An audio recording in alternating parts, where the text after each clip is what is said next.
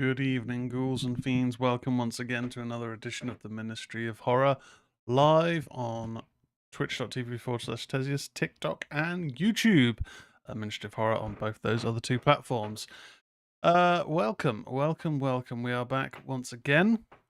I am unfortunately chose the wrong time to mess with the various layout formats on Twitch, and I'm just distracting myself massively. I'm not entirely sure why I have done that there. That will be for me to mess around with on another time. I shall just look at a different screen. Anyway, thank you for joining us. If you're watching live, if you're not, if you're catching up on VOD or on podcast platforms at a later date, thank you very much. Be sure to follow the show. I will leave the usual spiel to later on the show. I don't want to get into the habit of opening every show with all of the various plugs. I imagine if that hasn't already, that will probably get quite grating quite quickly. So we'll leave that till later on in the show. In terms of general sort of catch up, the main things really have been the gaming streams. We've been playing more Dead Space. Really getting through to that. I think we're about 2 chapters away from the end. We're either on chapter 10 or we're on chapter 9. I can't quite remember, but we are very much on the home straight. So we will be completing Dead Space the remake either in the next week or two, I would imagine, depending on how everything goes. And outside of that, for the chill Wednesday stream, we'd finished Life is Strange Double Exposure last week, and then this week we had a little bit of fun. We for a chill stream, we played some UFC 5 on Xbox Game Pass, and that was pretty fun. Actually, I had a good time with that. Too good of a time, you could say, with one of the TikToks that I posted in the week. But it's a pretty fun stream. I think I would have said that Wednesday's stream is going to be replaced by Lost Records, Hope and Bloom, or Rage, Bloom and Rage. Can't remember the subtitle of that. But it has gone back up to full price. Full price is still cheap for a new game, sure.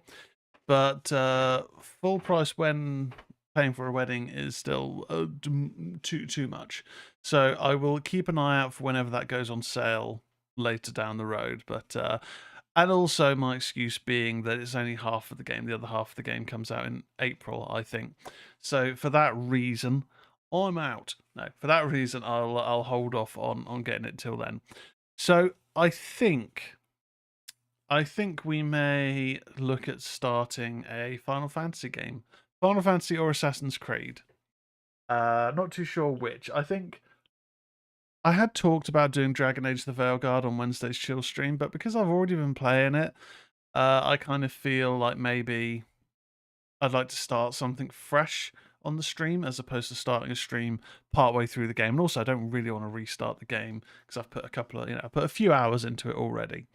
So Wednesday's chill stream is very much up in the air. Outside of that, in terms of watching horror, it's been a very horror light week. It's been a very busy work week, and we are again in one of those periods, and it happens.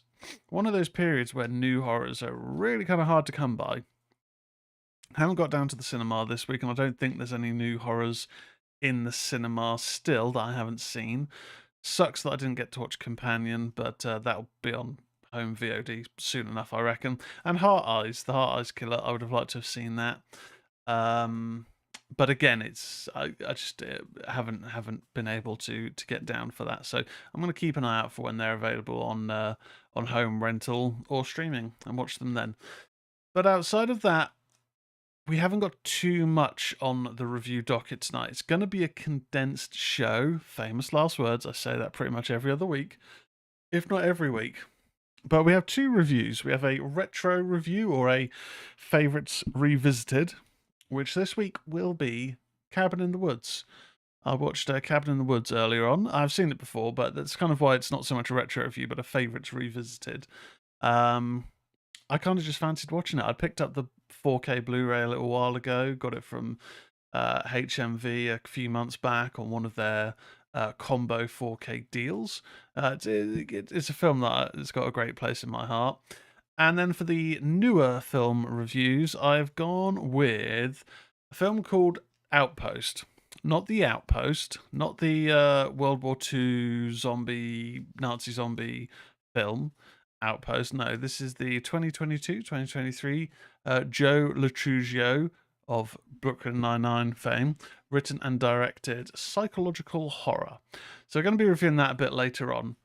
Prior to that, we've got the news, and then after the show, we are going to be sticking around live on the current platforms that we're live on: Twitch.tv/Tesius, TikTok Ministry of Horror, and YouTube Ministry of Horror. And we're going to be doing a watch party or a watch along. Now, in terms of what we're actually going to be watching along, I don't know yet. I haven't actually looked, but I know that we will. So if you are watching live, we will be doing a watch along, and we'll also be chatting, just general sort of chit chat, wrestling, the usual sorts of things that we do on our live watch alongs. So stick around for that. There's not really much else to catch up on. I haven't done any more Warhammer in the last few weeks. Again, it's just been kind of work, overtime, busy. And I've also been, I don't know about you guys, I've also been really struggling with my sleep recently. So I have sort of found that in the evenings, my energy levels are just sort of dropping down. And even yesterday, after I finished work, I ended up trying to go for a nap. I did end up getting a nap, to be fair. But initially, as soon as I laid down, I put on some sleep music or like rain sounds. And every time I started drifting off, one of the dogs would bark downstairs because it was kind of getting close to when they have their dinner. And I probably should have just waited and then fed them, but then it was like, oh, I really just need to close my eyes. I did eventually get like maybe an hour's sleep. But yeah, in terms of like doing any kind of Warhammer painting or watching other sort of retro horrors in the week, my sleeping schedule's been all over the place, so don't know, I need to look at rectifying that. But yeah, we've not done any more Warhammer. We haven't watched that much horror. It's been a bit of a light week in that regard. Slacking. I know. But Ghouls and Fiends, there's no point dilly-dallying. Let's get on to the latest in the horror news.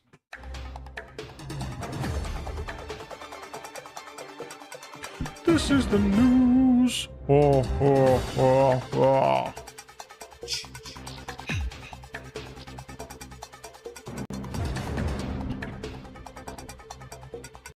There we go.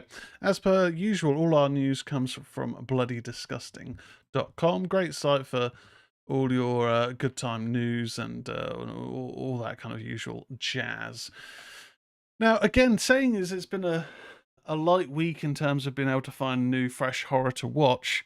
It doesn't appear that there's been a new horror releases this week list.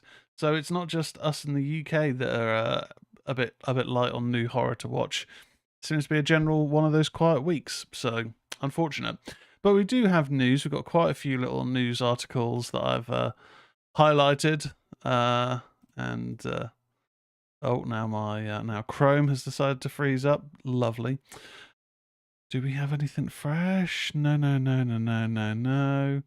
So let's close that, and let's close that. Okay, so first up, exciting news. Whether this is a UK release or not, I don't know yet, but either way, it's kind of exciting. Fright Night Part 2, Hello Mary Lou, Prom Night 2, and more 4Ks are in the works from Red Shirt Pictures and Synapsis Films. Write-ups from Alex DiVincenzo. After working their magic to bring Trick or Treat to 4K Ultra HD, Red Shirt Pictures and Synapsis Films have announced 6 upcoming titles in the works. The releases include Fright Night Part 2, Hello Mary Lou, Prom Night 2, Prom Night 3, The Last Kiss, Prom Night 4, Deliver Us from Evil, didn't know there was a fourth one, 976 Evil 2, and Angel of Heat, Heat. There are no release dates for any of these titles at this time, Synapsis writes, noting that Fright Night Part 2 will not be out in 2025. We can't even say still in production. No release date. Because several of them have not started production yet. Just as it was with Trick or Treat, Red Shirt Pictures will be overseeing the production of each release, while Synapsis will oversee the audio-video distribution of each title, all of which will be in production throughout 2025 and 2026. Synapsis also has the rights to the original Prom Night and hopes to bring it to 4K UHD, but it's dependent on access to and the quality of the elements. Fright Night Part 2 is directed by Tommy Lee Wallace from a script by Wallace, Tim Metcalf, and Miguel Teado Flores. Roddy McDowall, William Ragsdale, Tracy Lind, Julie Carmen, and John Grease star. In the 1988 vampire film, 3 years after dealing with vampires, Charlie Brewster separates from vampire hunter Peter Vincent. When mysterious actress Regine Dandridge arrives in town, Charlie's past resurfaces, suggesting a repeat occurrence involving vampires. Hello, Mary Lou, Prom Night 2, is directed by Bruce Pittman and written by Ron Oliver, Michael Ironside, Wendy Lyon, Justin Louise, Lisa Schrage, and Richard Monette star. In the 1987 supernatural slasher, 30 years after her accidental death at her 1957 senior prom, the tortured spirit of prom queen Mary Lou Maloney returns to seek revenge. Prom Night 3, The Last Kiss, is directed by Ron Oliver and Peter R. Simpson from a script by Oliver, Tim Conlon, Cindy Preston, David Stratton, Courtney Taylor, and Brock Simpson star.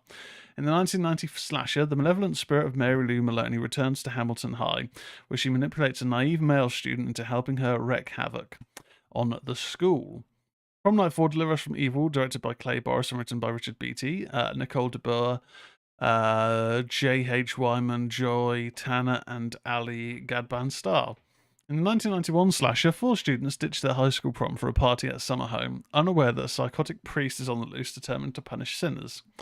976 Evil 2 is directed by Jim Wynorski and written by Eric Anjar and Rick Glassman. Patrick O'Brien, Debbie James, and Rennie Assa star. In the 1991 supernatural horror film, after being bestowed with demonic powers following a phone call to hell, a psychotic teacher begins a rampage of death and destruction in a small town, forcing a teen and her boyfriend to fight off so they can get away. Angel of Heat is directed by Meryl A. Schreibman and written by Helen Sanford. Marilyn Chambers stars with Stephen Johnson, Remy O'Neill, Mary Warrenov, and Milt Cogan. In the 1982 sci-fi sex comedy, a mad scientist uses an army of androids and a device that can disintegrate metal to try to steal microchips containing top-secret information. The government dispatches a beautiful female agent to stop him. Jeez, okay, so that was a lot of information. Now, I've only seen one of these films, and that is Fright Night Part 2. That's the one that I'm excited for a release for. Whether we're getting in the UK or not, I do not know, but I'd like to hope. I would like to hope so, because Fright Night Part 2 is a vastly underseen sequel. Sure, it isn't as good as the first film. Of course not. You know, the first film is a stone cold classic, but even the first film is quite vastly underseen. A lot of people just aren't really aware of it. It's not on their radars, which is a damn shame because it's a lot of fun. I think with the sequel, I do remember watching it on the Sci-Fi Channel back in the day, and generally having a great time with it. It's if the original is an 8, the sequel is a 6.5 to a 7. It's a mark down, but it's not bad. It's not a bad film in the slightest. But for whatever reason, rights reasons, I guess, it's just not really had a proper UK release. It's just been not available on, it's not been available on Blu-ray, it's not been available on DVD in the UK. In regards to the Prom Night sequels, I know at least the second and I think the third are available on Shudder, if not Arrow, but I'm pretty sure Shudder. I'm not sure about the fourth one. I've never seen the Prom Night films. I don't know, I never hear much about them. I never sort of hear, oh, this moment in Prom Night, or this, there's never sort of any notoriety that I'm aware of, so they never kind of feature on my awareness. Whether I need to rectify that, I don't know. Maybe for the next show I should do a retro review on the Prom Night sequels. Hey, maybe I've been looking for a featured presentation to do at some point, so maybe I need to allocate some time to watching the Prom Night films. Don't know, depends.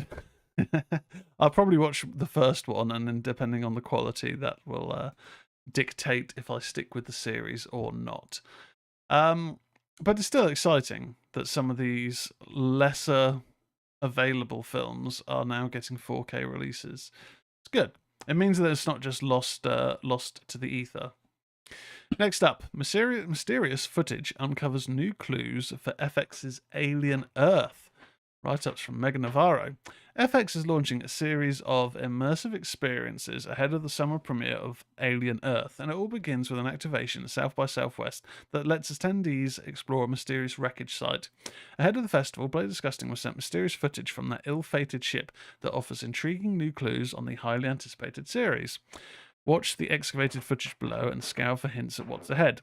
In the 2021 set FX series with creator Noah Hawley, when a mysterious space vessel crash lands on Earth, a young woman and a ragtag group of tactical soldiers make a fateful discovery that puts them face to face with the planet's greatest threat. What's extremely worrisome is that the footage is courtesy of Rascal, a long-haired orange cat with a camera attached to its collar, as it roams freely aboard the USCSS Maginot, the Weyland-Yutani ship that crashes on Earth. The ship's name itself is an ill omen, as it is likely refers to a Maginot line? Don't know. Defined as a defensive barrier or strategy that inspires a false sense of security.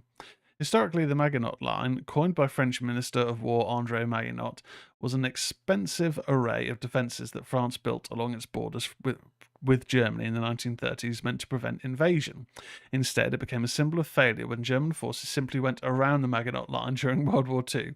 Considering what the USCSS Maginot will unleash on Earth upon its crash landing, the moniker fits. The Alien Earth footage also unveils the series' most exciting clue in the very first video, ending on a directive from the ship's mother that reads familiar to Alien fans. In Ridley Scott's 1979 horror classic, the ship's AI gives the Nostromo science officer a top-secret directive. Priority 1. Ensure return of organism for analysis. All other considerations secondary. Crew expendable. So I have watched the... Oh, there's more. Okay, I've only watched one of the videos, but I think it might have been a combination of these various ones. Let's continue. The first video ends with a seemingly small but critical shift in this directive. Priority 1. Acquisition and safe return of all organisms for analysis. All other conditions secondary. In other words, it's not just one alien life form aboard the USCSS Maginot. The third video further supports this with footage that seems benign as crew members gather in the mess hall for a game of gin, while Rascal's owner asks the science officer flora or fauna. She responds not sure, maybe both, still running tests. Video 4 confirms multiple samples as Rascal makes his way into the zoo lab and darts across a lab desk filled with a row of Weyland-Yutani branded canisters. The grainy camera footage moves too fast to get a peek at what may be inside, though. The second video feels like a callback to the franchise's blue-collar origins, as Rascal's owner details how the passage of time in deep space, thanks to cryosleep, has meant that his children have grown much older than he. Further highlighting the passage of time is the reference to Arcturus, there we go, where an off-screen crewmate answers that he'd head there if they were ever to return to Earth. Arcturus is the brightest star in the northern constellation, visible from Earth and means guardian of the bear. That this star holds great cultural and mythological significance may hold further clues to unlocking what transpired on the Maginot and what's ahead. The final video, uncovered from Maginot's wreckage, sees Rascal venturing into a cryo chamber to observe a sleeping crewmate named Morrow. It's the type of imagery that this franchise has conditioned us to anticipate. Morrow may already be harbouring a xenomorph in his chest cavity. Before we can dwell on this, though, the emergency alarm sound where a fire breaks out somewhere on the ship. The origin of Maginot's impending doom, perhaps more importantly, will Rascal follow Jonesy's lead and survive? Okay, there was a lot of information there. A lot to digest. So yeah, it turns out that the video that I have seen appears to be a combination of all of these little files into one video. And it certainly does look interesting. And I feel when they say flora or fauna, I reckon maybe that they have got an egg. Because that is the sort of thing where if you were to look at it now, not knowing obviously that it contains face huggers, you could question, is that some sort of strange plant, perhaps, like an enormous sort of bulb from some sort of strange sort of plant. So I feel maybe that they've been sent to collect an egg, which would be quite interesting. I mean, one, how would you collect it without it opening? But interesting to see. I think the more footage that I'm seeing of Alien Earth, the more optimistic I am becoming. because it is something where when it was announced and the huge cast list was announced and the general setup, I thought, oh, logistically, how does this work? Because, xenomorphs are alien to human. They're unknown by the time the alien rolls around. And then obviously we get to the later entries in the series. But I don't know. There's part of me is kind of liking the look of this series so far, but it's got potential. And I think Romulus did ease a lot of my tensions or a lot of my trepidation when it comes to modern takes on the Alien series, because it'd been bad for so long. And I really enjoyed Romulus, start to finish, really. And I think aesthetically, I do like the look of this. It does look, and we're only seeing footage from a camera that's attached to a cat, sure, but it does look like it's got that authentic sort of aesthetic to the setting of the original films. More so than, as I've talked before, about the tech that's seen in Covenant and Prometheus, where it just looks, oh, it looks incredible, but if you're in this universe, how can you have such high-tech looking equipment that is set prior to tech that does not look that high-tech? Because obviously it's made in a different era, but it's chronologically ahead of time. Little nerdy things to pick faults with, I know, but I do like that there feels a bit more of an authentic feel here so far. My main thing is, will we see an alien queen in this? I just want the queen to remain canon, and I think when Ridley Scott's involved, not that there's a negative with that, he obviously directed the original, was a great director and whatnot, but it doesn't appear to be much of a secret that he wasn't a fan or didn't approve or whatever of the Queen setup. But I just hope that they don't decide to go, oh, well, the Queen's not in his story, so blah, blah, blah. Because it's like, yeah, but the Queen is a huge part of the series. In 2, it was a big part of the journey. In 3, it's a very, very brief appearance in Resurrection, which we won't talk about. And even Alien vs. Predator, which isn't a very good film at all, it's an alright dumb action film. In terms of an alien film, it's not very good. But the Queen in that was kind of cool because it had this enormous look to it. Obviously never going to compare to Aliens, but still. Anyway, Alien Earth, optimistic. If it gives us a queen, then okay. Now we're talking. Have you ever experienced a place where time flows differently? Oh, apparently we're getting ads on this page. Let me just refresh the page there for some reason, even though everything is muted. Okay. Strange. Next up in the news, Kathryn Newton will reteam with Radio Silence for Ready or Not 2. Abigail actress Kathryn Newton will reteam with Radio Silence for Ready or Not 2, Deadline reports. Newton joins returning star Samara Weaving in the sequel from Searchlight Pictures.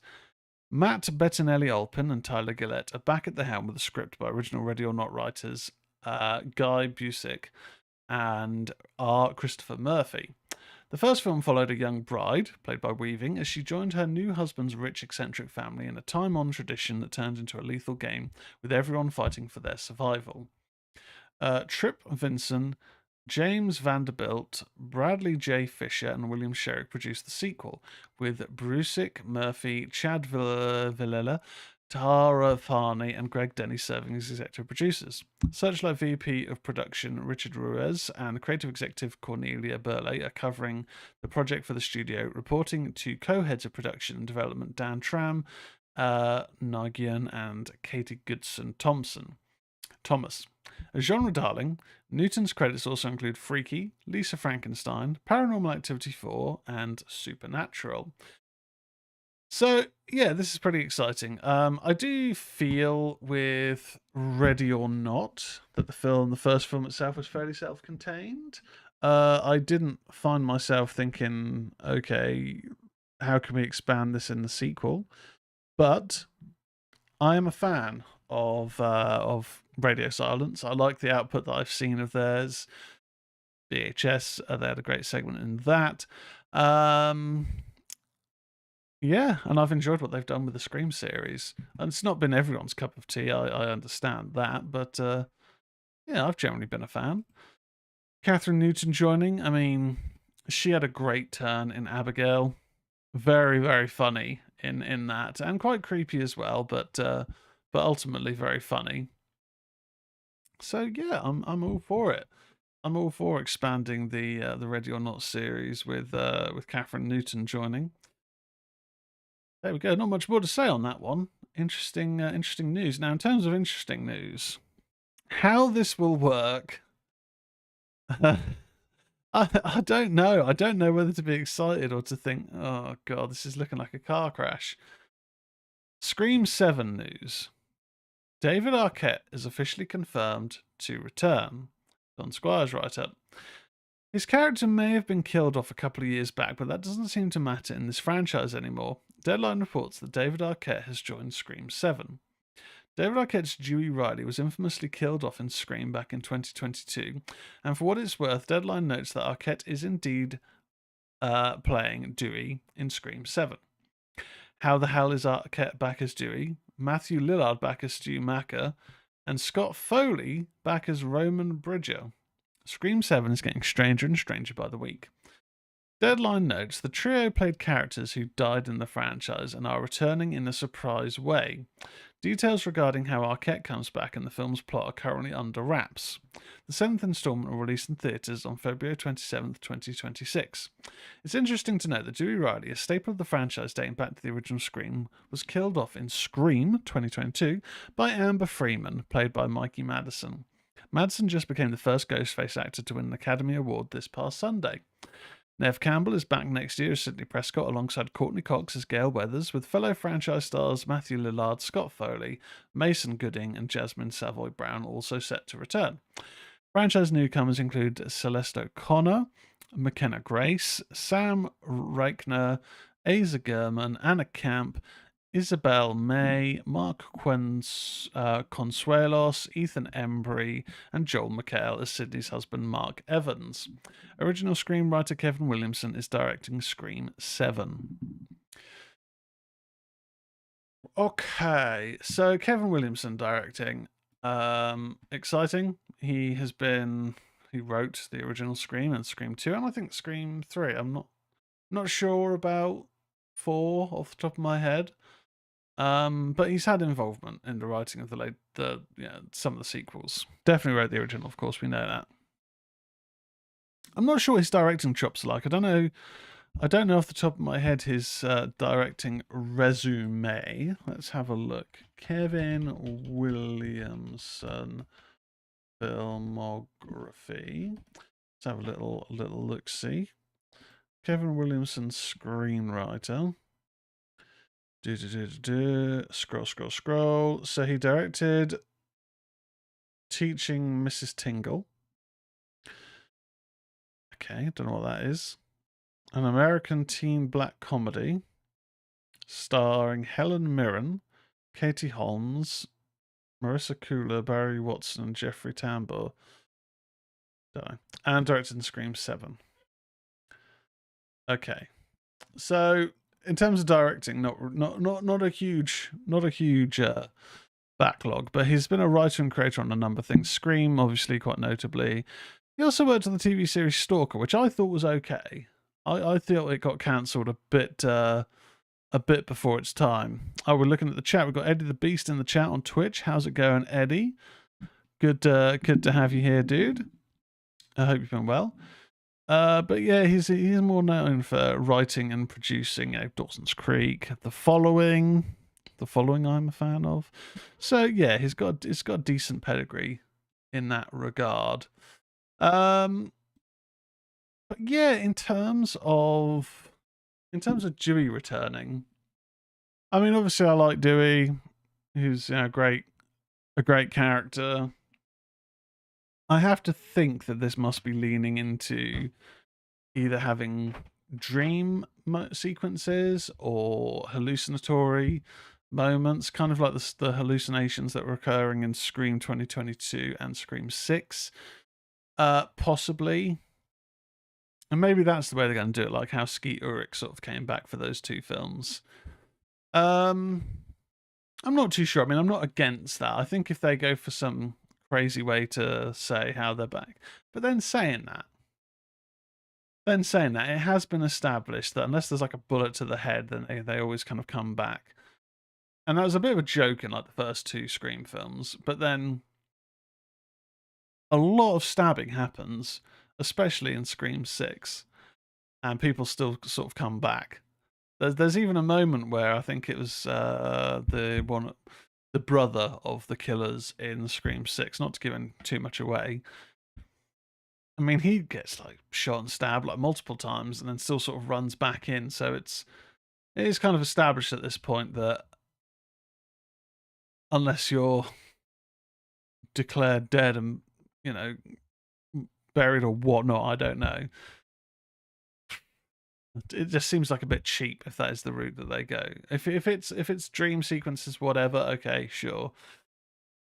If there's like a Palpatine-esque somehow they're back, then not so sure about that. That might be a little bit too far, perhaps. But I'm excited for Scream 7. Let's see where it goes. Anyway, next up in the news, video game news. Killing Floor 3 pushed from March 25 release to later in 2025. Mike Wilson writes, Tripwire's announced that Killing Floor will be delayed from its original March 25th release to later to an undecided date in 2025. Tripwire, with support from its parent company Embracer Group, announced the delay and discussed initial details on what the team is evaluating as priority issues to address via a post on X. Emperor Tezzatine, Eddie says in the chat. After taking the time to gather and discuss feedback from our recent closed beta, we've realised that we missed the mark, reads the message from Tripwire. Our goal isn't just to make Killing Floor 3 an ambitious step forward for the franchise, but also to maintain the core experience that we've come to know and love. The post goes on to explain that the team will be focusing on the common issues that players experienced during the beta, including performance, UI, weapon feel, and lighting. While it's too early for Tripwire to say which fixes will be implemented by launch, the team says a post-launch update will be released to allow you to independently select your perk class and character. We look forward to another opportunity to show you a more polished version of Killing Floor 3, and when we're ready to share more details, you'll be the first to know. For those with questions about their pre-orders, you can check out the FAQ. Currently, Killing Floor 3 is in development for PC via Steam and Epic Game Store, PlayStation 5, and the Xbox Series. Never played a Killing Floor game. I'm a narrative-based gamer. I get the impression that they're not narrative, they're more horde mode, maybe. I'm not sure. I've never actually seen any footage really of a Killing Floor game. But if you're fans of the Killing Floor series, then unfortunately the game has been delayed from a initially proposed release of this month. Next in the news, story-rich, futuristic Lovecraftian title, Cthulhu, The Cosmic Abyss, announced for PC and consoles. Mike Wilson also writes, Vampire the Masquerade Swan Song developers, that wasn't very good, Big Bad Wolf Studio are turning to Lovecraft for their new first-person title, Cthulhu, The Cosmic Abyss. Powered by Unreal Engine 5, the immersive storytelling experience will launch in 2026 for PS5, Xbox Series, and PC via Steam. Taking place in the year 2053, an occult threat grows ever more blatant as strange, incomprehensible events increase in activity. Around the world, as land resources become more scarce, corporations instead turn to the uncharted depths of the oceans. However, they do so unaware of the ancient horror that lies beneath. You are Noah, an agent of Ansile, which is a secret Interpol division specializing in occult cases. You've been tasked with investigating the mysterious disappearance of miners in the depths of the Pacific Ocean. Aided by your AI companion Key, you must explore the vast labyrinthine prison of R'lyeh. Never pronounced those names. An ancient sunken city of cyclopean proportions, and resist the creeping madness caused by Cthulhu's influence. At its core lies a secret that could shatter your understanding of reality. As Noah, you must follow leads, gather scattered clues, and sharpen your detective skills to solve the immersive and complex puzzles found in R'lyeh. Uncover hidden truths and look beyond appearances to choose your path to resolving the case. Every mystery offers branching routes and secret passages waiting to be discovered. But beware, as you'll face nightmares and cosmic abominations that will push your sanity to its limits, along with the knowledge that your choices and understanding will shape your fate. So, Lovecraftian video games. I do love Lovecraftian tales, but I have yet to actually play a Lovecraft video game that I have connected with. I've tried a bit of the Sunken City. I have tried the game Call of Cthulhu that came out on Xbox One, I believe. I think it was before the series. There's just like this lack of polish to them, where it's just a little bit janky, and not to the extent that I can kind of look past that and just enjoy, what's beneath the surface. Just haven't really sort of done it for me. I did try. I know there's a bit of a Lovecraftian feel to Dredge. I tried the demo for that on the Switch to see if that would be a potential new Switch purchase for me, and it is all right, but it wasn't enough. It just wasn't the sort of style game that did it for me, drew me in. And also this being made by Vampire the Masquerade Swan Song developers. I mean, that's I tried Swan Song and I could not get on with it. Like, I really enjoyed Vampire the Masquerade, Bloodlines, and the original Vampire the Masquerade that came out on the PC many, many years ago. I've tried playing it again not too long ago, and it's not held up. But the older point and click one. But yeah, Swan Song I did try, thinking, oh cool, it's going to be in that universe, but it was like a BioWare game without the good story and the combat in between. So it's basically just dialogue options, is what it felt like. I don't know if the game branched out later on after that point, but the initial moments were just pick dialogue options, get points, and that's crap. Anyway, hopefully that can buck the trend for me. I know there's fans out there, but yeah, it's not really ticked my boxes. And then finally in the news, Gunch. Train to Busan director Yeon Sang-ho making a new zombie movie. John Squires writes, ahead of the release of his Netflix movie Revelations, acclaimed South Korean filmmaker Yeon Sang-ho has announced that he's shambling back into the zombie arena with a new undead title, Gunch. I don't know if I'm pronouncing that right. My pronunciations are terrible. And Deadline brings us casting news this week. Jun Ji-hyun, Go Soo, Ji Chang-wook, and Koo Kya-hwan will star in Gunch, which has entered production. Deadline notes, distributed by Showbox, the film's English title has not yet been confirmed. In the Korean language, Gunch means colony in a biological context. Interesting to know, distributor Showbox refers to the upcoming movie as the culmination of Yeon Sang-ho's universe, spanning from Train to Busan to Peninsula.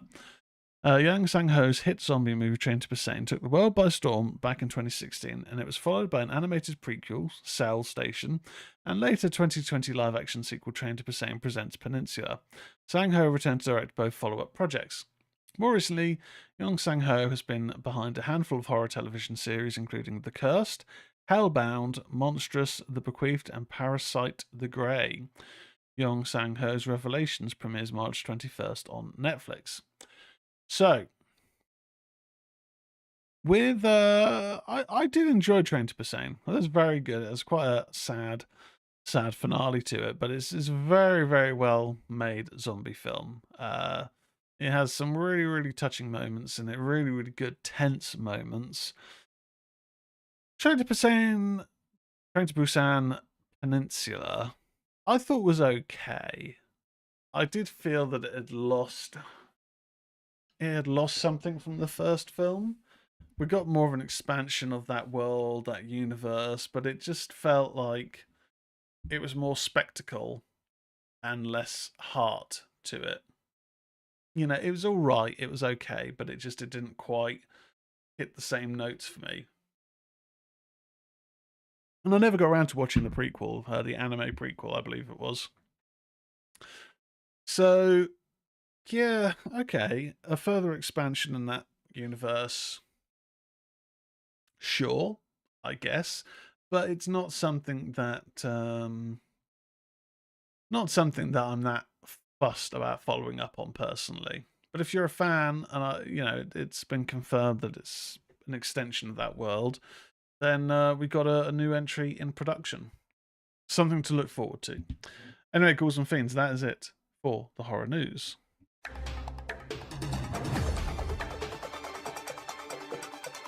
That was the news. Ho, ho, ho. This is God. You hang up on me again, I'll cut you like a fish, understand? And now it's time for the reviews.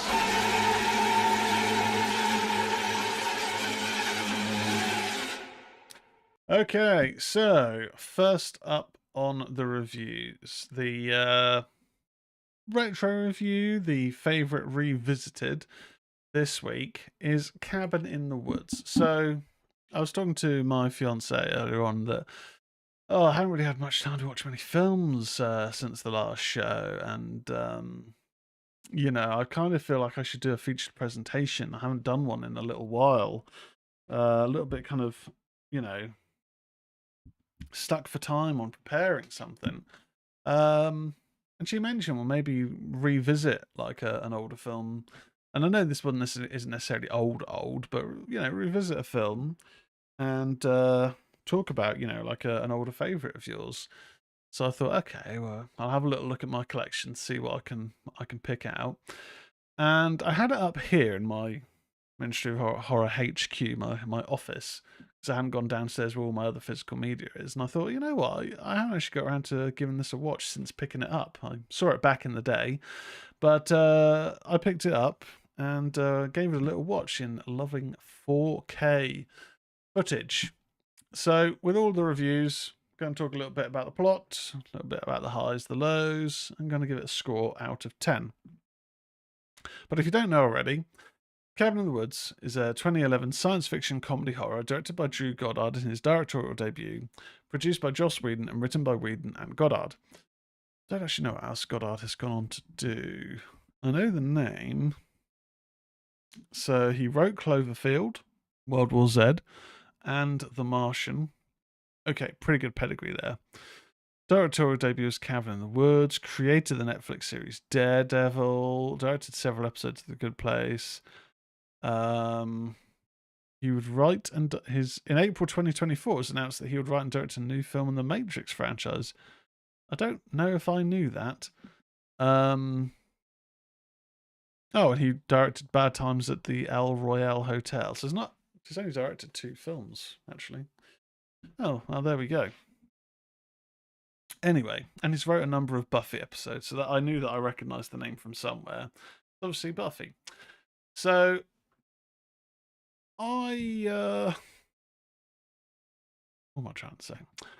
We'll talk about the ups and downs of the film. We'll go into a bit of the plot, but let's start with the plot. In an underground laboratory, engineers Gary Citizen and Steve Hadley discuss a mysterious ritual after a similar operation in Stockholm just ended in failure, leaving only their facility and one in Japan to undertake the process, and with the latter holding a perfect record. American college students Dana Polk, Jules Loden, Kurt Vaughn, Holden McCree, and Marty Michalski are spending their weekend at Kurt's cousin's cabin in the woods. From the lab, Citizen and Hadley remotely control the cabin and manipulate the students by intoxicating them with mind-altering drugs. In the cabin cellar, the group finds bizarre objects, including the diary of Patience Buckner, a cabin resident abused by her sadistic family. Dana recites incantations from the diary and inadvertently summons the zombified Matthew and Judah Buckner. So, there's the general kind of gist with Cabin in the Woods. This is a film that is, rather than doing the twist reveal that all of these horrifying events that are going on in the cabin, the machinations are being controlled behind the scenes by an evil secret laboratory, a secret organization. We know this kind of from the off, like the ins and outs of how it was all working does come about as the film progresses. Like later on we will get a bit more of the clarification, but really the gist of this is established fairly early, that a ritual's being performed for the old ones, the ancients, those are the things that are being said as the film is kind of getting started. So, and I think that is quite interesting because it's putting out there that something mysterious is going on, but we know what that mystery is. And it's almost a bit of a meta take on that world of the slasher film. The bunch of teens go to an isolated location, accidentally uncover something or unleash something, and then have to battle to survive while one by one being picked off and killed, ultimately leading to the final girl, who's a virgin, to triumph or potentially also fall as well. It's a nice version of that trope, whilst also establishing that that is a trope that has to occur because certain things have to happen. The promiscuous woman has to be the first to die. There's a jock, there's a scholar, there's the fool, our typical stoner sort, the Joker. And these are the sorts of stereotypes that we have in most of those 70s, 80s, early 90s, even 2000s slashers. But this is taking that idea and saying, well, okay, there's a reason for that. And that is because we have to do these to appease the ancients, the old ones. They're from a time before where it used to be their world. But now this is something that keeps them down there and stops them from coming up. And it's really quite inventive in terms of when we get to see the underground facility and we get to see the various sorts of entities, because ultimately it's not just a case of in this cabin because they've gone there they're just going to get to the redneck zombies. In the basement there's a number of different items there that they all sort of picked up, and it just so happened that the item that they finished using was the journal, which then caused the incantation that unleashed the Bruckners. But there could have been, there's like a version of the La Manche configuration. Can't remember the exact title, but the object from the Hellraiser films. La Manchard configuration. It's going to piss me off that I'm suddenly going to think, oh my god, I've just gone completely blank on the name of the box. But there's a sphere. There's a sphere in this film. And we also have there's like a giant tarantula, giant snake. There's this weird cyborg with a blade on it. There's all sorts of things in in the basement of Cabin in the Woods. And it's a film that has that really good balance of comedy horror where there's all these quips and remarks that you just have to laugh at. And one of the engineers keeps talking about it would have been better with a merman and or a mermaid. He has this weird thing about, that kill or that moment would have been better with a mermaid, and then ultimately he gets his face eaten off by a mermaid or a merman monstrosity, which then blows blood out of its blowhole. It's a great fun film with a pretty gnarly final 20 minutes. Great performances in this. And Frank Kranz is a guy I've only ever seen really in Joss Whedon projects, but he's always really funny, and he has quite a standout role in this. I mainly only remember him from this and the TV series Dollhouse, where he played Topher Brink, but he seems to be having fairly regular work. He was also in The Dark Tower, which I do not remember him being in. A number of different films that I've just nothing that I've kind of seen since that. But he is very, very funny in this film. Kirsten Connolly, who's the lead, I can't think I've seen her in much else, but she's very good. Chris Hemsworth, pre-Thor, very, very good in this. It's a great film. And Jesse Williams. Now, did he recently join Murders in the Building? Only Murders in the Building? Yeah, he was a Tobert. Very weird name. So, are there any negatives for the film? Not really, no. Whether it's a transfer issue, but I think it was a case back in the time, the outside sequences at night are very dark. One of the complaints that I had recently when watching Wolfman was that the dark scenes were almost too dark. You really can't make out a hell of a lot of detail. And I know that that's a bit of an issue these days with some HDR where they overdo it, like to the point where you just can't really see anything. So you end up having to mess with the brightness settings in the TV just to make out some sort of details. And with this, I never got to that point.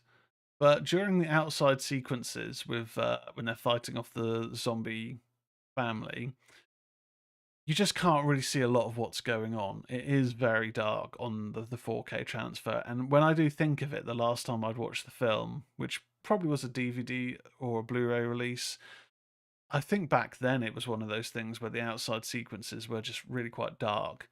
And I think that there is a balance there where you want to establish that absence of light, but as a viewer you still need to be able to see what's occurring, and you don't want to go to the extreme of basically filming it in the daylight and then putting a blue filter over it, because that does look bad. It just never looks good.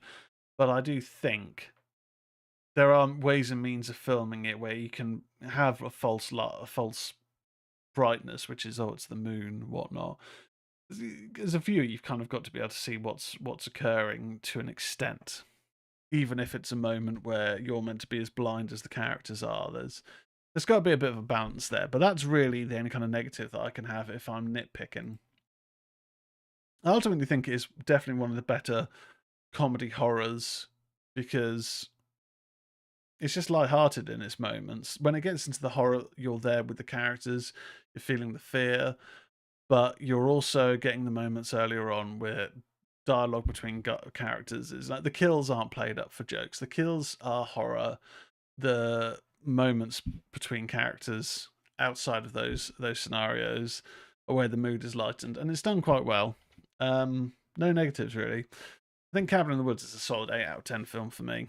I'm glad also that we've never had any sequels to it, because it's a self-contained film. We didn't need anything kind of, we didn't need any kind of further elaboration on it. We didn't need it to go, let's go back into that world, because in reality, based on how the film ends, there is no world. The old ones, the ancients, whatever they're referred to in this, have returned. So shit has hit the fan. A giant hand emerges from the ground. So there you go. End of. 8 out of 10 for Cabin in the Woods. If you've not seen it, if you've not got round to it, I would highly recommend giving it a go. It's definitely worth a watch. And then for our newer film, which is actually a couple of years old now, I finally got around to watching Outpost. I'd heard a little bit about this a while ago because I am a fan of Joe Lo Truglio, known for a number of things. He's been in Brooklyn Nine-Nine. He's been in Reno 911. He's featured in a number of comedy outputs. And I'd heard the news that he was working on doing a horror film.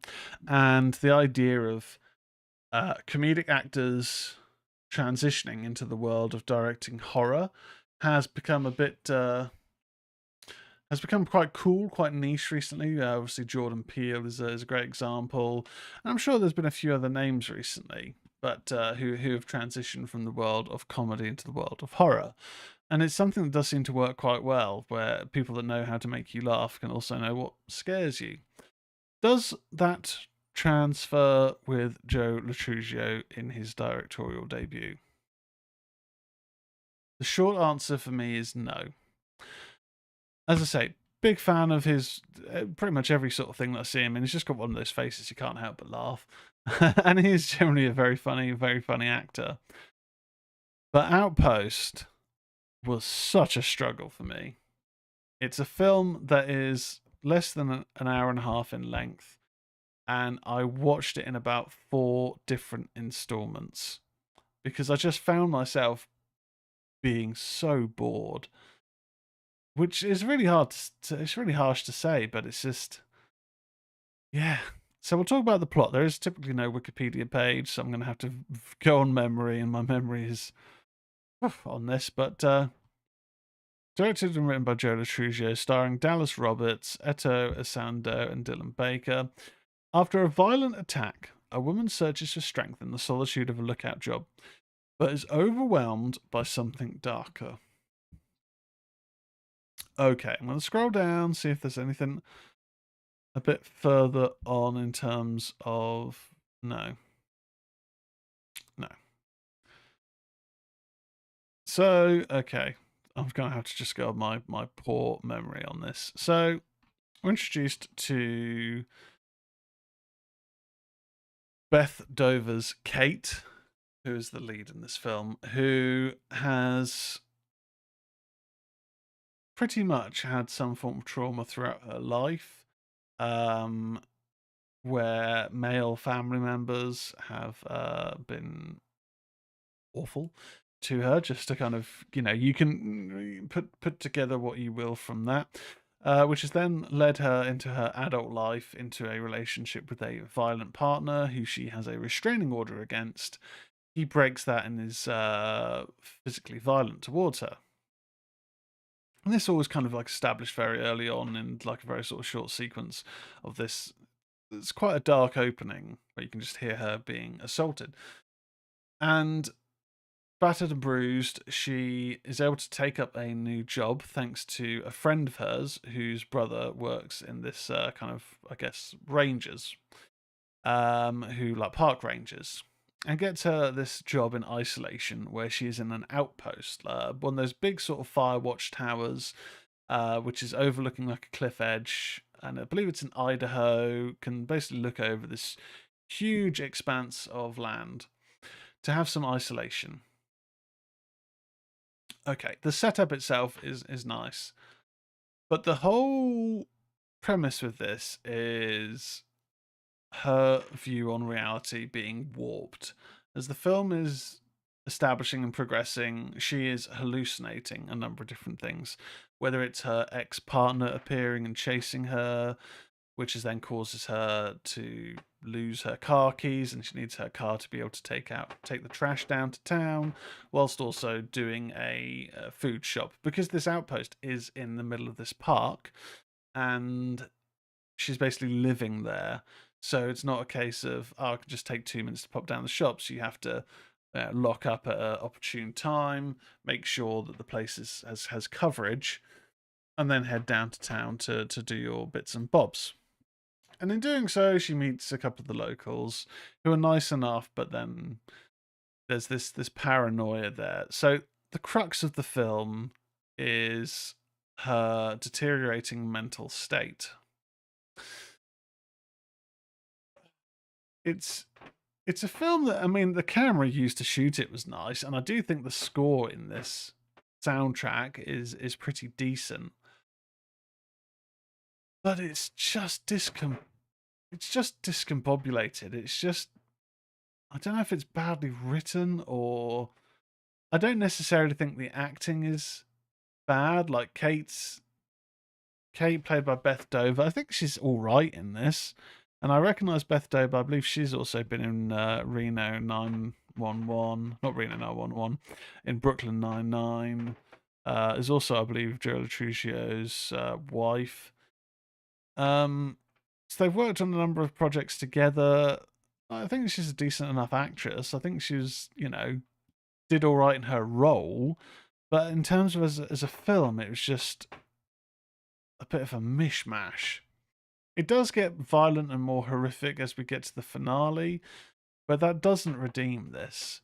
It doesn't bring it up another level, because by the point that that's occurring, you're just, for me, I'm just kind of going, what's prompted this? Is there supposed to be a supernatural element there, or is it just a case of, due to the years of trauma, her mental state has been a ticking time bomb, and then by the point that we've got to the tower, the isolation hasn't actually been beneficial to her. It's led her to the point of going a bit loopy. I don't know. And there's moments, like one moment when she loses her keys because she sees a naked ghost come out of a toilet, and she throws her keys at them, leads to the keys going into the toilet. It's an outhouse toilet, so it's basically just a big pit of shit. So she can't get her car keys out of there.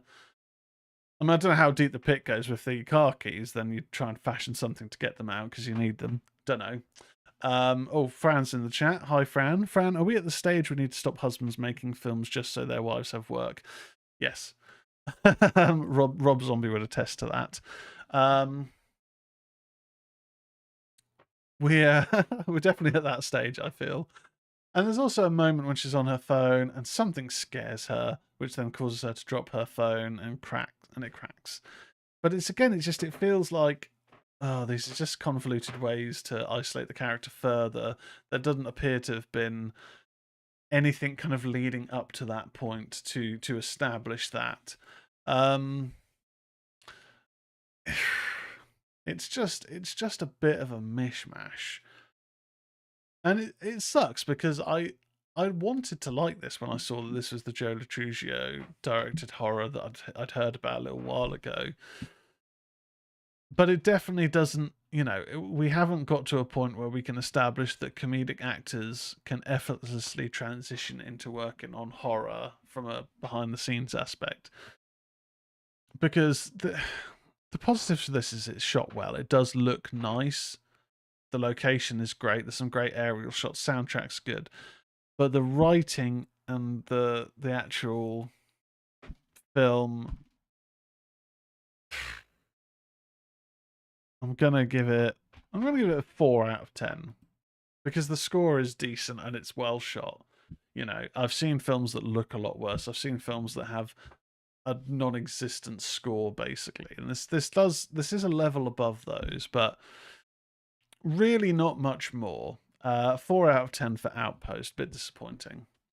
Well, that brings us to the end of the live Ministry of Horror portion of the show, and this is where I'll do the pluggings. But if you are watching live, do stick around. We are going to be doing a watch-along to be confirmed what film, and we may end up just chatting for a bit, who knows.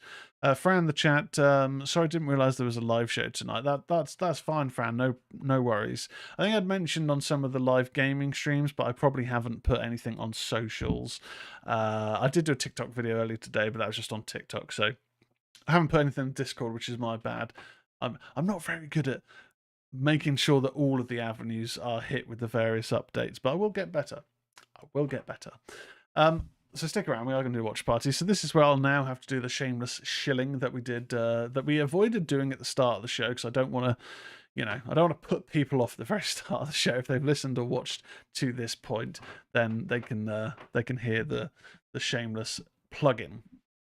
So if you're a fan of the Ministry of Horror podcast, be sure to follow us on the various audio platforms where you may listen to us: Apple Podcasts, Spotify, and Amazon Music. I believe it also goes to some other ones that I'm not really aware of, but just share it around, follow on those pages. It all helps.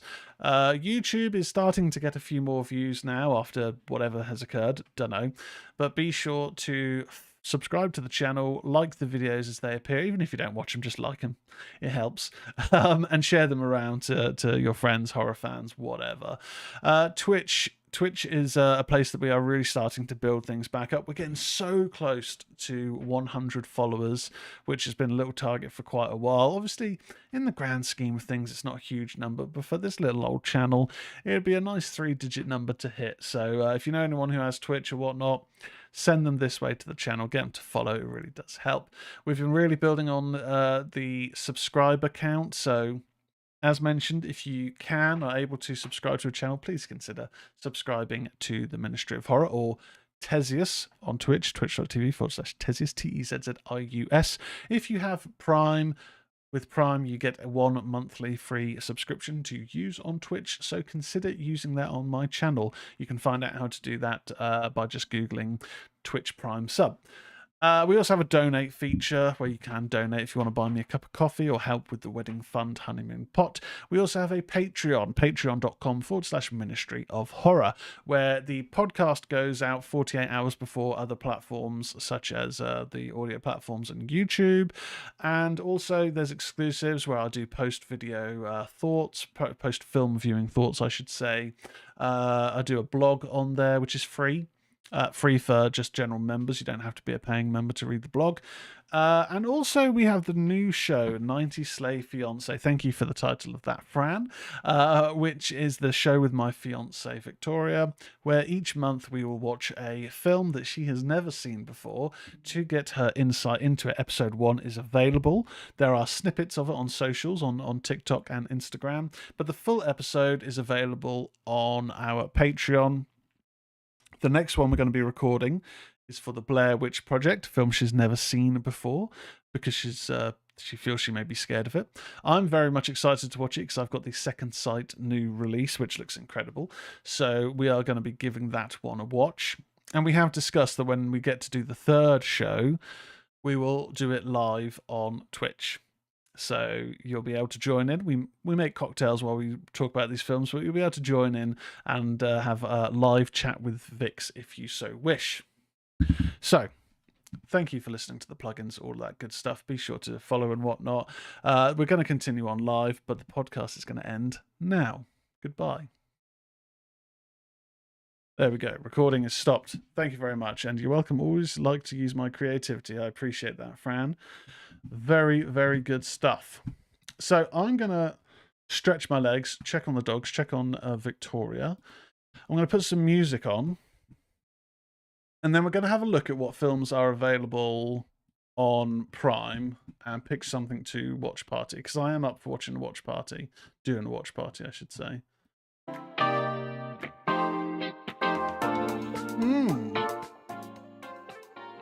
That's got some nice sort of funky feel to it. Oh, yeah.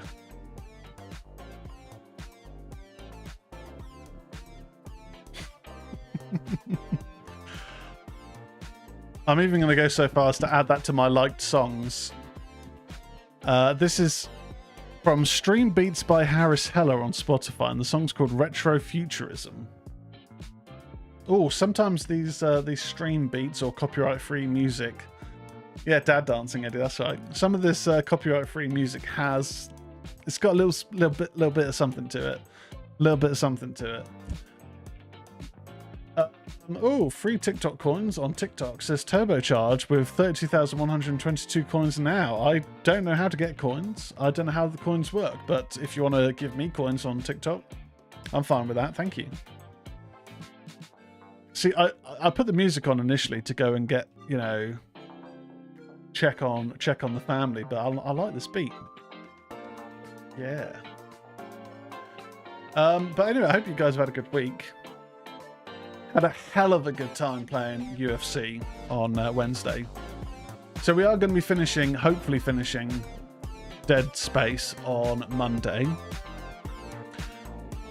In the event, for future Monday horror streams, in the event I see that The Thing Remastered goes on sale, I will pick that up.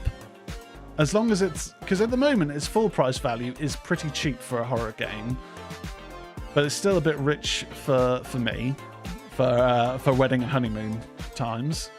But if it does go on sale, I will pick it up because I am tempted to give that a watch.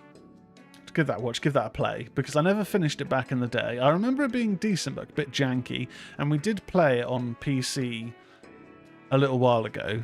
So the game, Eddie, is $24.99. So like I say, it's in terms of for new games, it is cheap.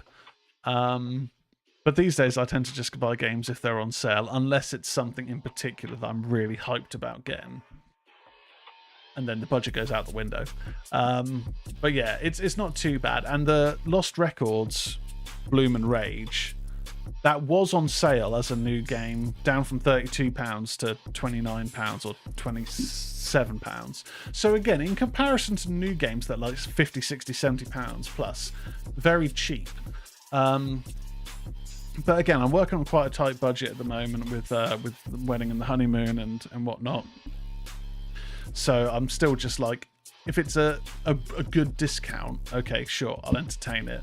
But otherwise, I mean, the most recent wedding honeymoon related purchase was this, which is going to be our honeymoon road trip camera. It's this little tripod. It's this kind of like travel vlogging camera, which, oh, look at that. It's pretty neat.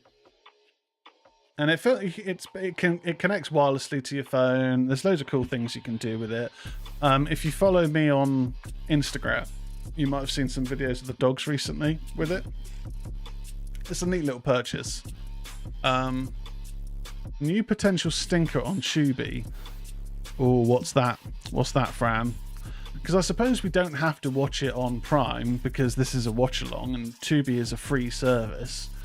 And I know Eddie doesn't have Prime, so it's potential that if we did it on Tubi, then everyone can watch.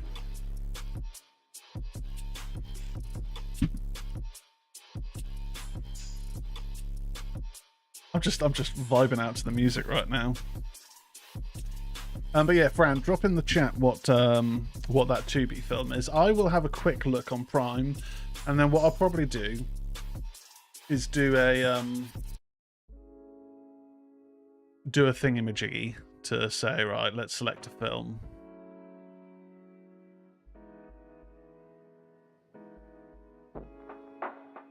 I've really messed up my layouts on Twitch. I don't understand what I've done.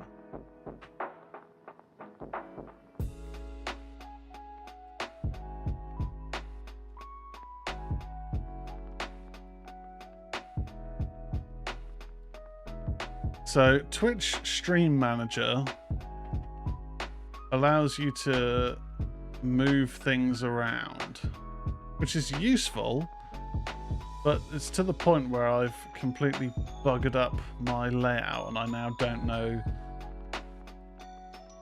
Can I go like default layout? Restore to default. Oh, there we go. I mean, it's not how I normally have it, but can I move that to... Oh, no.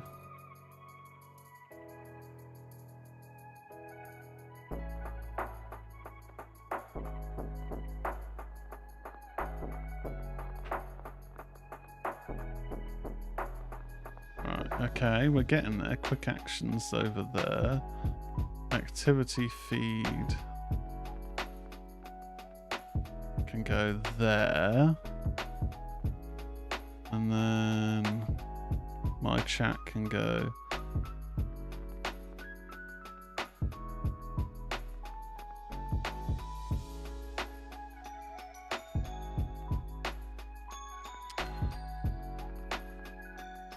there. We go. I think I'm almost back to having my layout how I had it before and liked it.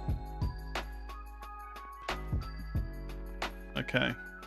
I mean, this is all stuff you can't see, so it's probably just like, what the hell is he talking about? Basically, mess things up. Oh, Fran. Yeah, do you know what? That was Mouse of Horrors. Yeah, so that's the film that I'd seen. It has now dropped on Prime. Not Prime, on Tubi. And I remember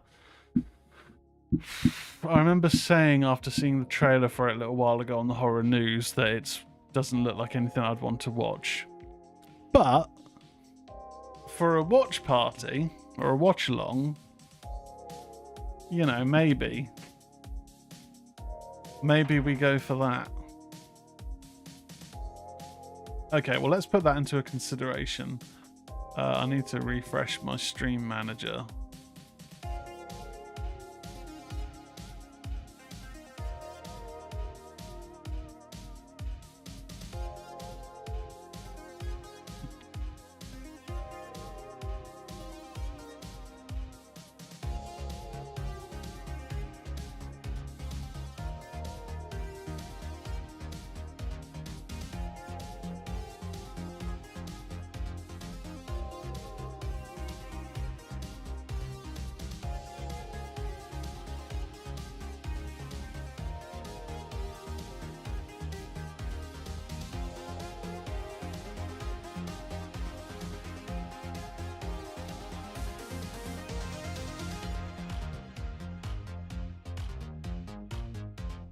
There we go. Okay.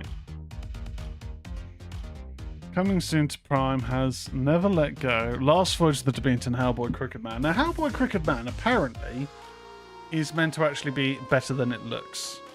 So I watched the trailer for it. It looked dog shit. The artwork for it looks dog shit. Apparently, it's not actually that bad. Last Voyage of Demeter is good. I don't know about Never Let Go. I haven't seen that one, but I think I know which one that is. Right. Let's go to movies, and then we can start a little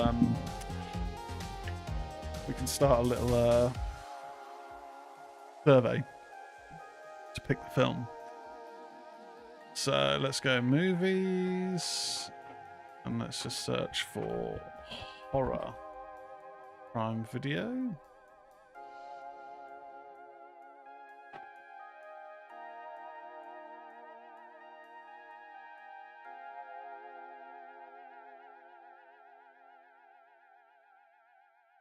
Horror movies.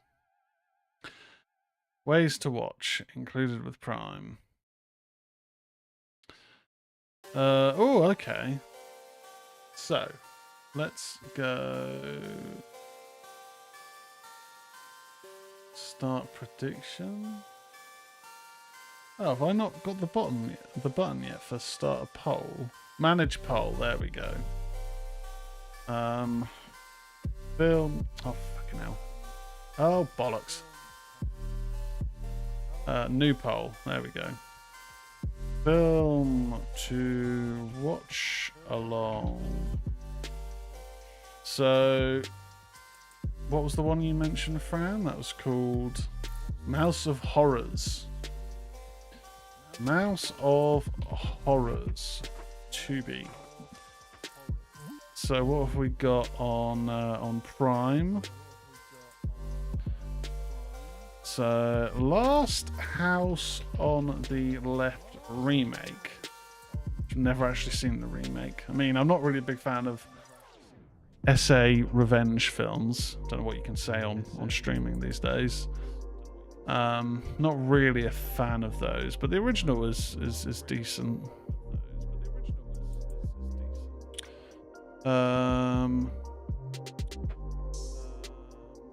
Oh wait a minute, I can hear myself.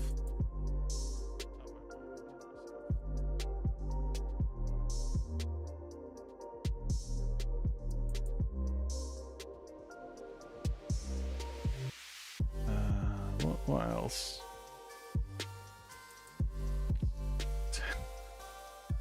Texas Chainsaw. I mean, it's not one of the better films, but there's not really that many good films in that series.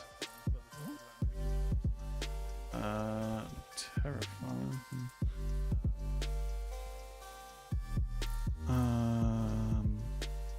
There's some decent films on Prime, but to be honest, I've seen a number of. It's really disorientating when I can hear my voice back to me, but I can't edit it at the moment. Let's go Wishmaster. Poll will be up for 5 minutes.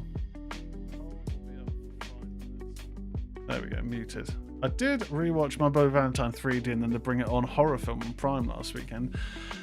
My Bloody Valentine 3D, I need to give it a rewatch at some point.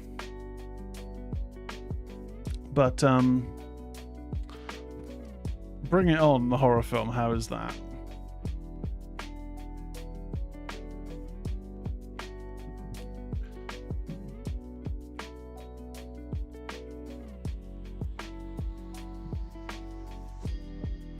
Right, I will go check on the dogs now.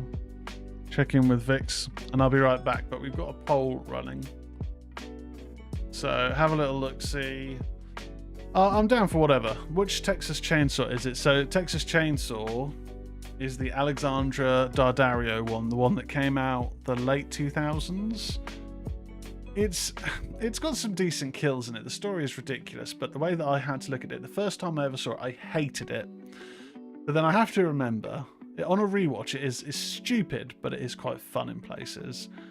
And I do have to remember that outside of the original and the remake, it's really it's really hit and it's a real hit and miss series.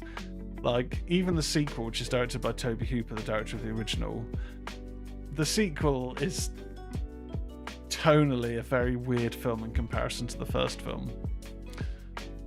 It's not peak cinema, but it didn't outstay its welcome. Okay, fair enough. Worth a watch then. Right, I'll be right back. I have got snacks here, but I feel I will go into a sugar coma if I eat any of them.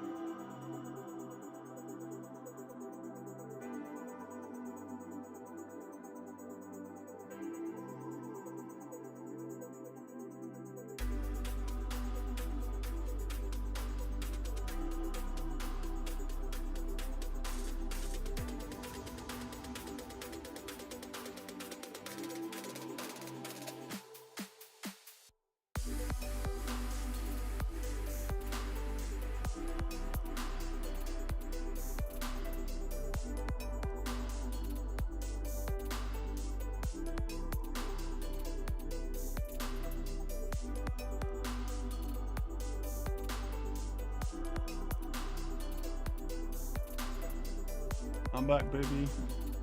I'm back, baby. Cables everywhere. Any idea what won the poll? Oh, right, poll's gone. Let's have a look. Manage poll. View results. Ooh! It was a straight split between Terrifier and Wishmaster. Okay.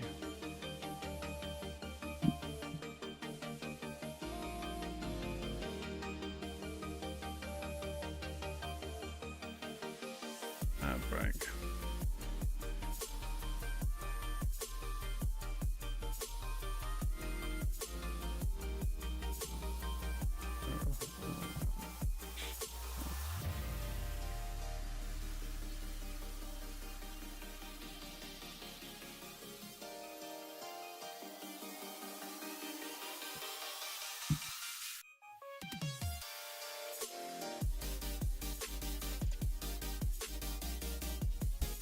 Oh, it's gone warm.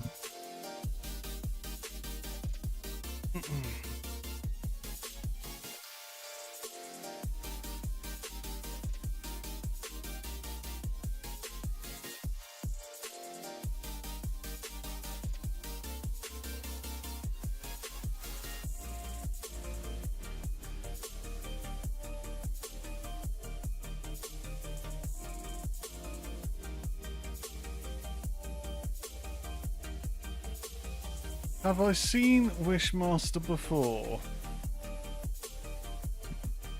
Many, many, many years ago. Cannot remember anything except Robert Englund getting crushed.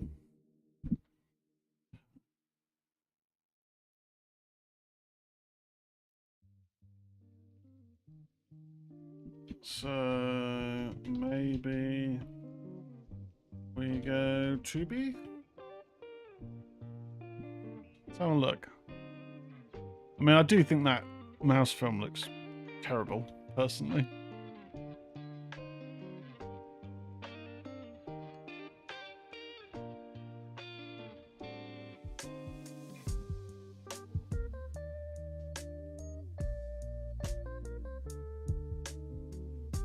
Have a look. Oh, we got Tom and Jerry. Why am I having to scroll so far to find horror? Surely horror should be at the top of Tubi. Weird. Can I just browse genre? Horror. There we go. Right, we're back. Oh god, Winnie the Pooh, Blood and Honey 2. Absolutely not. The Candy Store. American Werewolf. Oh, Maniac Cop. That's a classic. Pumpkinhead. That's a classic.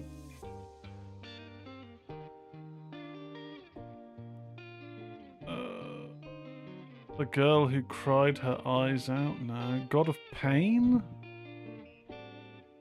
Mother's Day. Oh, Frogman. I've heard of Frogman. Mouse of Horrors. Oh, God. Don't know if I can bring myself to that. Don't know. Don't know about that one. Slayers we watched, and that wasn't actually that good. I don't think we watched it. I think I watched it and reviewed it, but yes. Yes.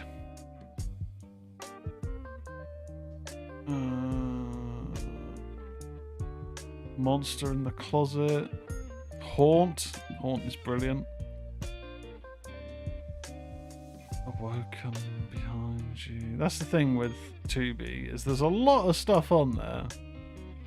There's some classics on Tubi. There's some interesting new films on Tubi. There's also a lot of what looks like absolute piss.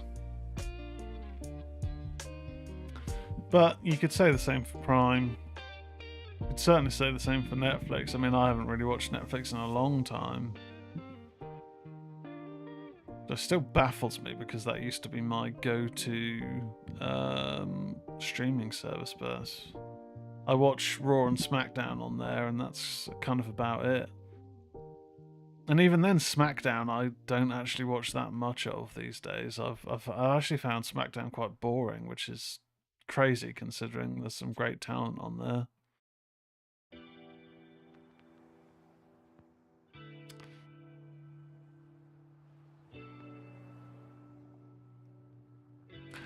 Okay, for shits and giggles, because it's a new film, and then I can review it maybe for next week's show, and then at least there's a film there ready.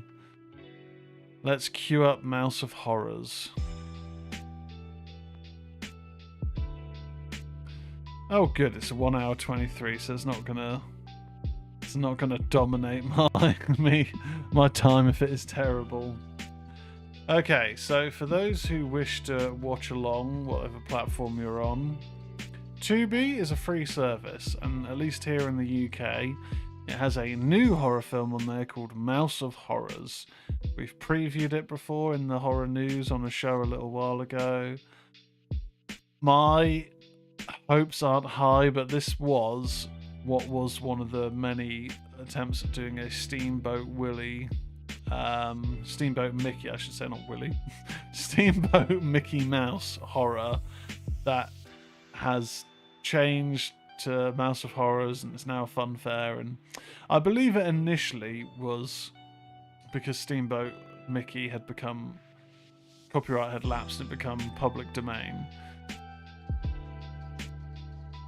How that translates into this mutant, although it looks like just a man in the mask, this mutant mouse killer going around an amusement park, I don't know. Plex is another free one, right? I've never actually looked at Plex before. Have a look. So have a look at what's on there. You could potentially be saving me from watching something awful, Fran.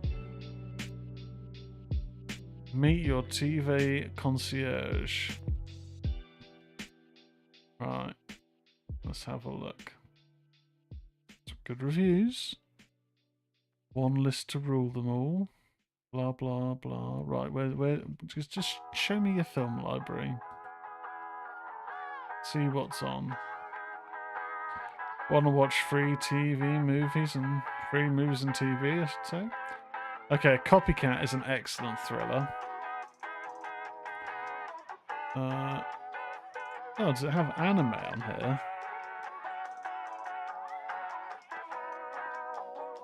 Well, don't know about that. It's got Bar and the BFG. So maybe not. Oh, Yu-Gi-Oh! God, I remember that as a kid. Let's have a look at horror.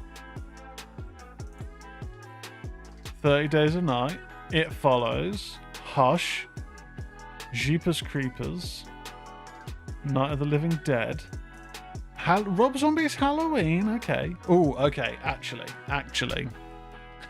A film that I've seen the odd clip of, but I've never actually got around to watching, is Mirrors. And Mirrors is on Plex. Keith Sutherland, 2008. I've never actually seen it. So that would be a first time watch for me. The Collector. That's brilliant. Stake Land, Blair Witch. House of the Devil. I love House of the Devil. I've pre-ordered the Second Sight release that comes out later this year because I love that film. Elijah Wood in Maniac. I think that is brilliant. That's got a great soundtrack. If people haven't seen Maniac, well worth a watch.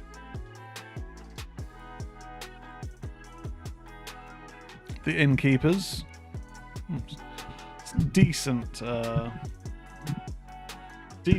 film, but didn't think it was as good as House of the Devil. Leatherface from 2017. That's a fucking terrible film. Jeepers Creepers 3. I've never actually seen the third one. I sort of went off the Jeepers Creepers franchise when I heard what the director was. You know. Just an absolute monster. Silent Night, Deadly Night. I didn't think that was very good, actually. Not seen any of the sequels. Okay, there's some pretty decent stuff on Plex. Terror Train, Tourist Trap is mad. Hobgoblins, I vaguely remember that. Come True, that's pretty good. Wow. The Intruder, that's good. Jack Frost, oh my god. Hatchet 3. Okay. Castle Freak. Oh, Demon Seed. Now that's got a terrifying death in that film. Demon Seed's a decent film, but it's quite creepy. It is quite genuinely creepy, and there is a death in it that freaked me out as a kid. It's this like security system, which is like a big polygonal robot, and it decapitates someone in a really horrible way. But Demon Seed is a classic film, 70s, so you know, bear that in mind if you don't like older films. VFW I thought was pretty good. What Keeps You Alive was decent. Oh man, I'm gonna need to see where I can watch Plex on like a smart TV or on like a console, because this has actually got a really good, a much better library for horror, I would say, than Tubi, which, you know, has some good stuff on there, but some absolutely terrible. Forbidden Planet. The Last Broadcast was one of my favourite sort of faux documentary, semi-found footage faux documentaries. Is one of those films that I do think is a one watch only, personally.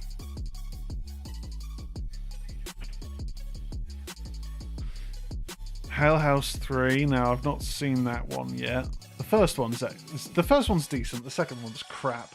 The prequel was excellent. But I've not seen the third one. It's the only one I've not seen of that series. Shark Attack 3. Oh, Deathline. Mind the Doors. Deathline is a creepy British horror film from 1972.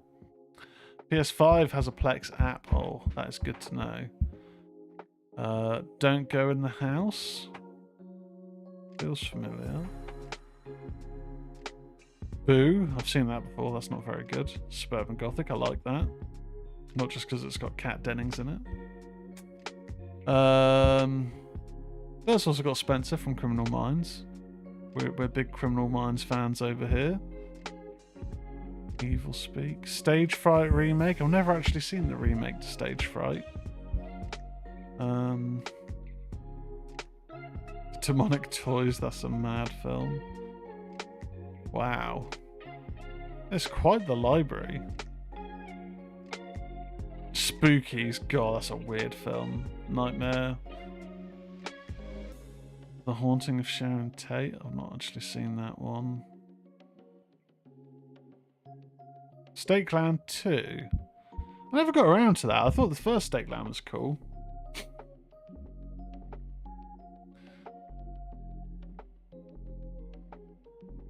Night of the Living Dead from 2006 with Sid Haig. I'm not familiar with that one. Cut from 2000. That looks vaguely familiar. Wow, this is the... God damn. There is quite a lot of things on here I would like to watch. I haven't even kept a list of what's popped up that I think we should stream. Certainly looks better than that Mouse of Horrors. But saying that, Mouse of Horrors would be something that's be worth reviewing, I think, for the next show, just for a new film. Howling 5, The Rebirth. Hemoglobin.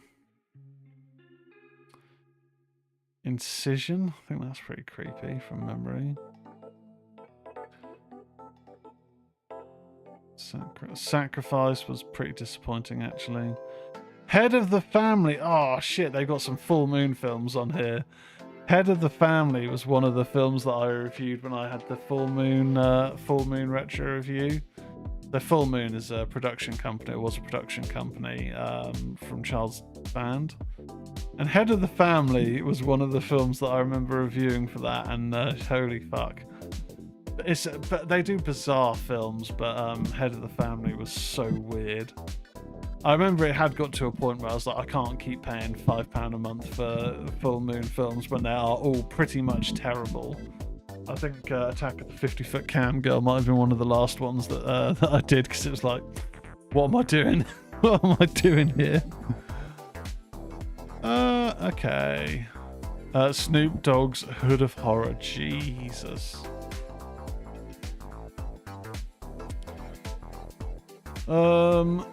Killers from Space. That's an inventive title. Oh, if this had The Dentist on here, like The Dentist is a film from the 90s, I believe, that I've been meaning to rewatch for a long time. I've now got my hopes up irrationally that The Dentist is on here. Ghoul, They Nest. Lost After Dark is pretty good, actually. A lot of people don't know about that film from 2015, but Lost After Dark is actually a pretty good slasher. Werewolf in England. Dagar, that's a newer film, 2024. Lots of Howling films on here. Wes Craven Presents Mind Ripper. I've never actually seen that. Oh dear, I need to do a new poll, really, don't I?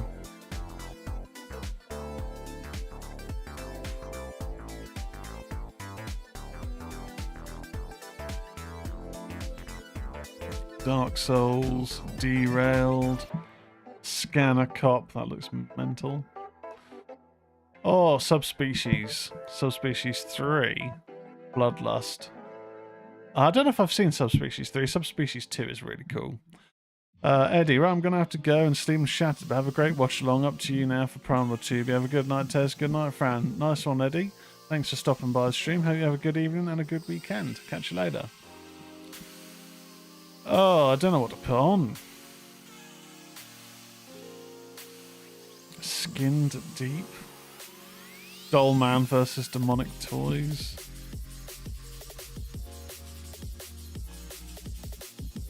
Oh, Bigfoot, that's a weird film. Vampire Journals. I think Vampire Journals was an offshoot of Subspecies. Fanged Up, I think Chris R. Wright might be in that one. My old pal Chris.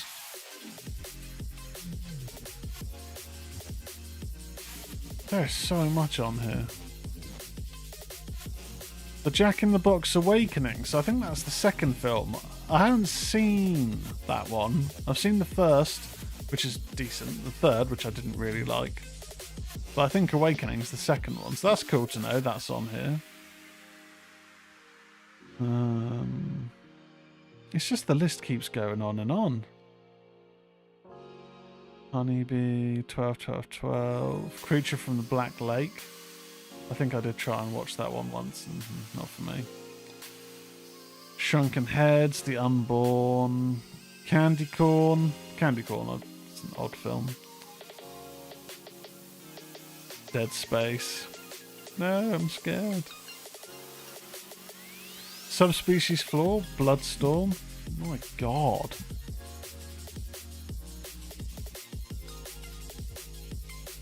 Slaughterhouse Rock. I think I actually have a copy of that somewhere on Blu-ray. Lord of Tears. Chupacabra Terror. Ginger Dead Man 2. Oh my god, I've watched Ginger Dead Man, the first one. Again, what the fuck was I watching? Dark Angel, The Ascent. That looks a bit raunchy. Vipers, Werewolf, Wolfman, Paganini Horror, Little Dead Rotting Hood, The Sitter. I think I've seen that one. Certainly looks familiar. Oh god, I'm just going to be scrolling forever on Plex. Sweatshop. How does it have such a big library? And it's free.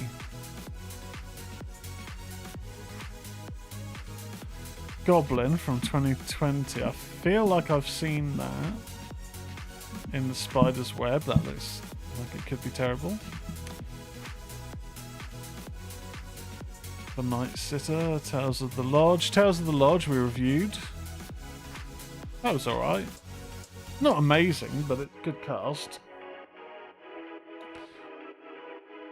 The Terror of Hallows Eve. I'm pretty sure I've reviewed that one and it was actually pretty decent.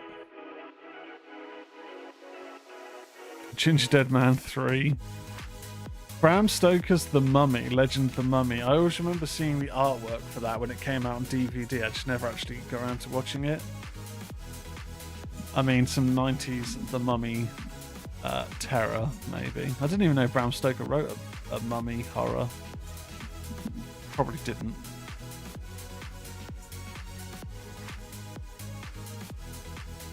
The Bear Wench Project. Killjoy 2. Oh my god, right. I remember doing Killjoy. Amityville Cop. Oh, lordy, lordy. I'm never going to find the bottom of this list. I mean, it's not a bad thing to have such a large library. Bram Stoker's Dracula's Curse with artwork that looks like it was made in 5 minutes. Oh. I can't mentally keep track of all the films that I've thought, okay, that could be a good one to watch. Fear of Clowns. Scream of the Wolf. Sorry, Charlie, which I thought was absolute shite. Oh, 2 seasons of Scream Queens. That's meant to be quite good, wasn't it? I never saw it myself. Night Hunter. Wolf Moon. So there's TV on here as well. The Curse of Humpty Dumpty.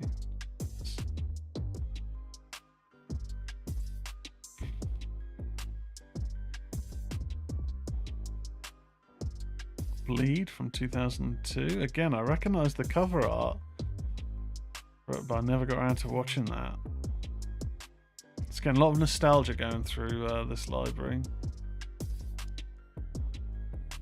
Forget Everything and Run. Fear. Hood of the Living Dead. Return to Boggy Creek.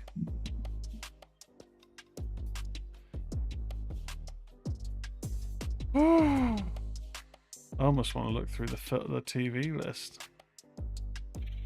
But we still haven't gotten to the bottom of their horrors. I'm still scrolling. Honestly. Mad.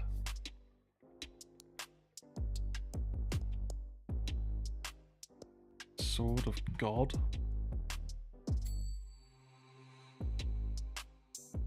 The Witching Season. Nest of Vampires. Night of Horror. Eden Lodge. That's a nice knockoff.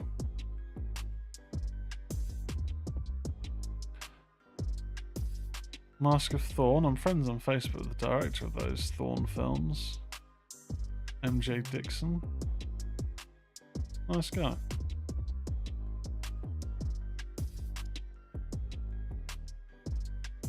Okay, I'm going to have to just go to the top of the list in a minute because I just feel that I'm never actually going to get to the bottom of this. I think it's because I am partly hoping that The Dentist is on here based on some of the films that I've seen on this list so far. I mean, I could just search, but kind of committed now.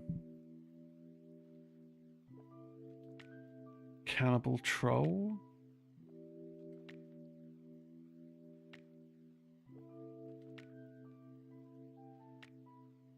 The Devil's Wood. Midnight Vampire. Midnight Devils. The Howling from 2017. Oh, starting to go cross-eyed. Zombie Cop. Maybe we have now reached the point of the list where it is just the dirge that's been shoveled further down. Amityville Cult. Crystal Eyes? That's been on my sort of, you know, not serious, but to watch list. Oh, shit! You'll never guess what is on Plexi. So I'm getting wrapped up in my headphone lead. Peter Goddard's 2014, although it wasn't released, was it 2014? Must have been. Season of the Witch, which I appear in as Scott Bradley. That's pretty cool.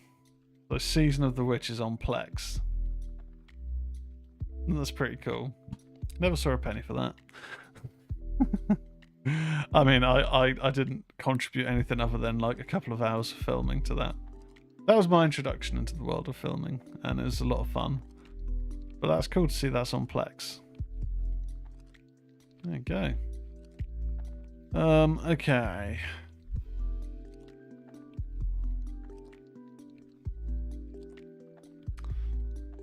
Filthy McNastia. What? So earlier on when I said all the dirge must be right at the bottom, other than Season of the Witch, of course. Oh, come on. Say that I'm almost at the bottom of the list. There can't be this many horrors on here. That's the next challenge for Ministry of Horror. Complete Plex. We'll be here for like, don't know how long it would take to watch all of these films.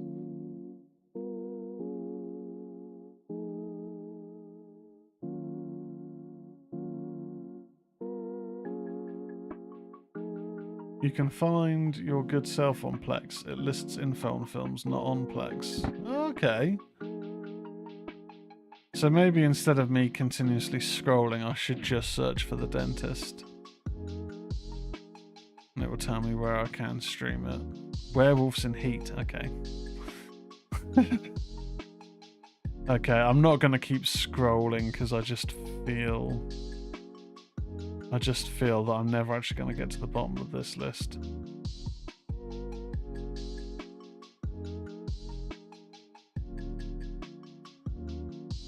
Yeah, so even when I go straight to the bottom, it's still loading. I wonder if any of the other films are available on here where it will say they are. Harvest of the Dead. Oh, okay. Harvest of the Dead 2015. Is that available to watch on here? No. Okay. Where to watch it? There's currently no locations available for this title. Okay, what about Halloween Night? Okay, so you can rent or buy it on Amazon. Okay, cool. And there's my name spelt wrong. What about Devil in the Woods? Oh, 2021. Amazon, you can rent it for £2 or buy it for £8. I probably won't see a penny of that, even though I wrote and directed it. To be fair, I did all right actually with residuals initially, so I'm not going to complain.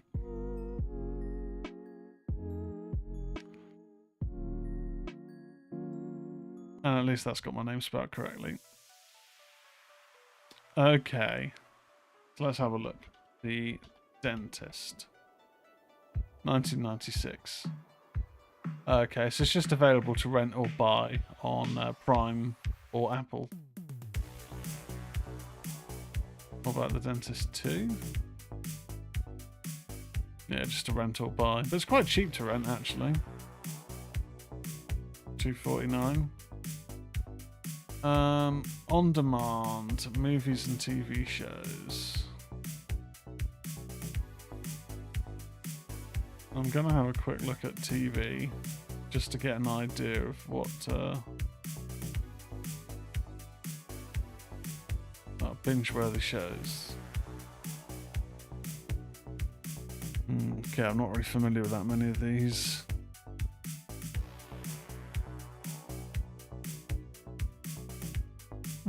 Ghost, Hell's Kitchen. Always love some Hell's Kitchen. Yeah, it's pretty useful actually, yeah, as you say, to find out where things are available to stream. Right, let's go back to horror. and then we'll make a decision, because there was quite a lot at the top of that list that I thought, oh yeah. Maybe we go for Mirrors. I've never actually seen Mirrors. Do I need to create a profile to watch it? Doesn't look like I do. Okay, so there's ads. Just let the ads play. I'll hit pause. After an accident, getting where you need to be can be a puzzle. With Aviva Car Insurance, they'll still get you to your destination.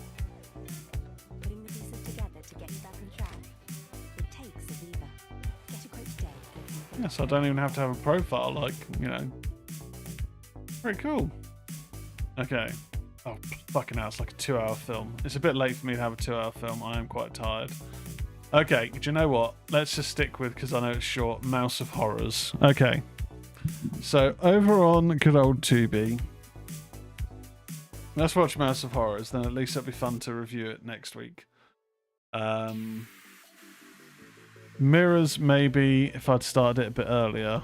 I kind of feel that I'm going to end up falling asleep, because I've got to drive to Hampshire tomorrow morning. So I think a 2-hour film is probably going to be a bit much. I mean, I've done a lot of talking already. I've not even talked about wrestling yet. So I've got Mouse of Horrors primed up. And it looks like it is more like an hour 20 based on when the credits start rolling, as I've sort of skimmed along it. So that's good. That's good. So that takes up to 11:30. Fine by me.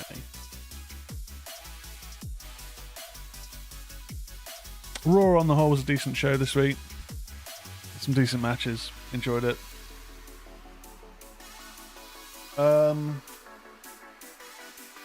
Dynamite was good. Some really good matches on that. I did think, while we're giving Wheeler Yuta the cool, basically knockoff of some of the J, so Sami Zayn entrances, I just don't think Wheeler Yuta has that aura. I don't know if he ever will. I don't know. He doesn't. He's not that guy, pal. He's not that guy, as far as I'm aware. As far as I can tell, I should say. I'm looking forward to the Death Rider storyline kind of being over, just because I haven't enjoyed it, and also I think Cope is going through that period now in his career where it seems as though the outlets, and I do sort of agree with them, are like, okay, this guy actually hasn't returned to elevate any talent because he just doesn't seem to lose, and he is basically almost single-handedly taken out the Death Riders who no one else could. Oh yeah, the Punk Spitting Fire on Raw. The opening of Raw was amazing, absolutely brilliant. Really, really, really, really enjoyed that. And yeah, I think even like I do like how Switchblade Jay White has been used. I am, becoming a bit of a fan of his, I think. But I almost feel like maybe he's a bit pissed off with the situation, because he did his little promo and he said, I've had his back and whatnot, and we're going to have the new AEW World Heavyweight Champion, Cope.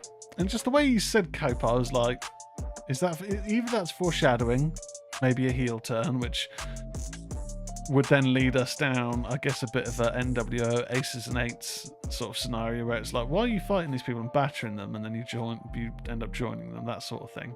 I fear that it may go potentially that way, which would be a bit out of left field, but it would be shit. Or if it was one of those things where it's AEW talent being obvious about how they feel about things because Tony Khan doesn't have any control backstage. I don't know, it was weird. It was either foreshadowing or he was basically just like, I don't know, it was a weird way that he just said, go. New AEW World Heavyweight Champion. Go. Don't know, something was a bit off about it. But on the whole, it was a decent show. And I'm glad that things seem better with the whole Megan Bayne, Penelope Ford, Thunder Rosa, and Chris Statlander, because that was fucking awkward on last week's show. Something clearly had gone wrong. There'd been either a miscommunication or the heels were just not cooperating or trying to bury Thunder Rosa, which would be absolutely petty and stupid when she's a former champion. You know, that they are a newbie and someone much further down the rungs. So I don't know if I just heard my name called.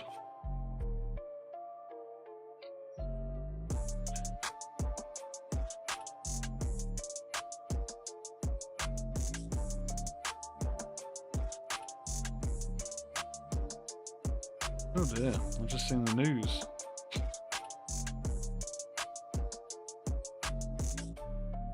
Gene Hackman's wife, Betsy Arakawa, died of rodent-borne hantavirus in their home.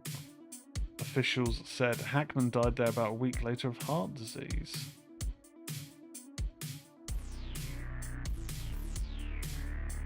Oh.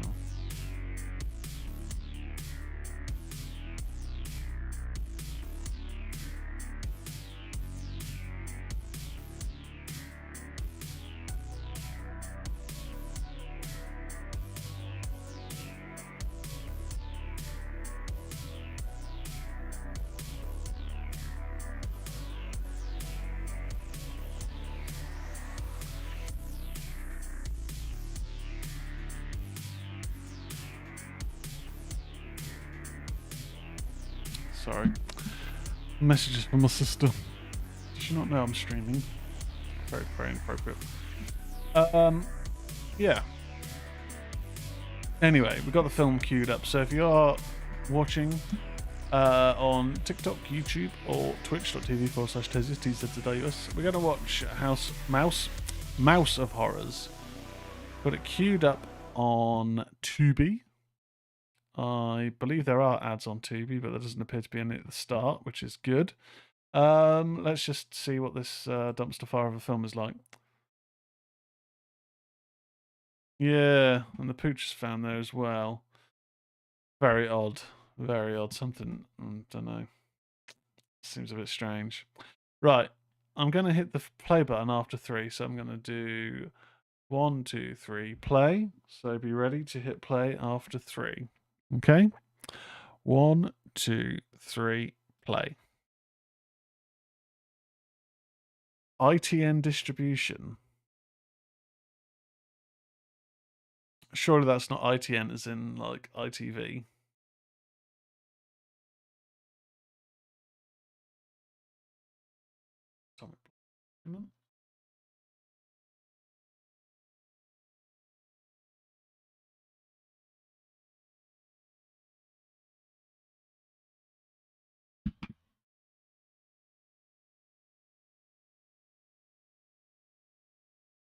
I don't know if this is an American film or a British film. Actually, I don't know. I assume American. Can't remember if the trailer I watched had any audio to it.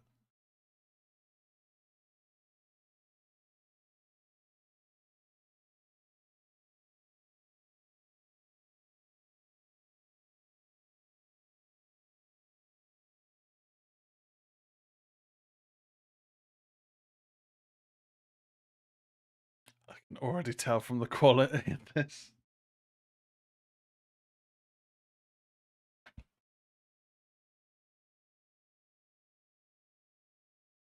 I'm gonna have some sweets. My ridiculous industrial-sized bag of sweets. Not in the whole lot. I'm gonna have a handful.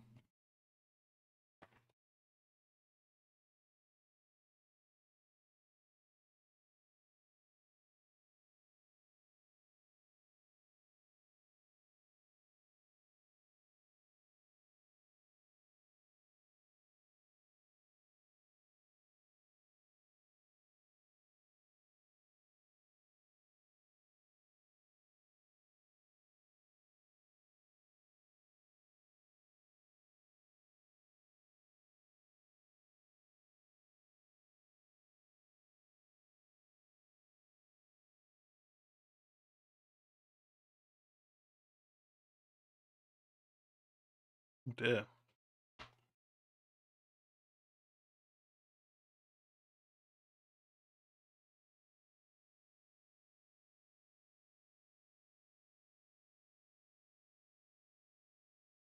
This very much does look like it could be a British film with really bad American accents. Or just very bad actresses in an American film.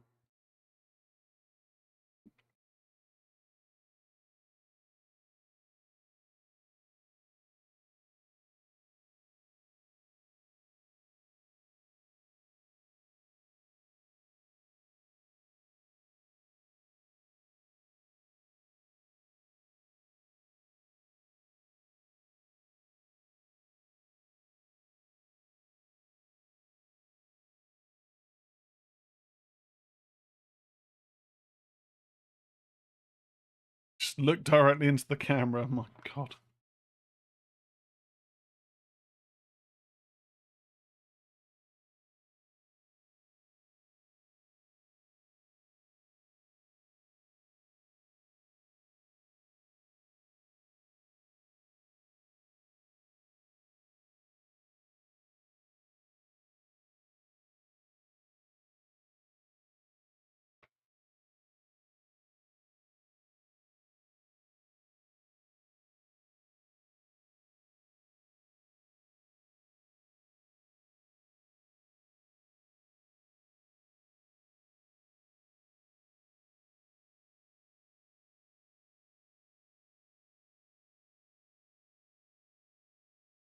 What gave it away? The amount of blood?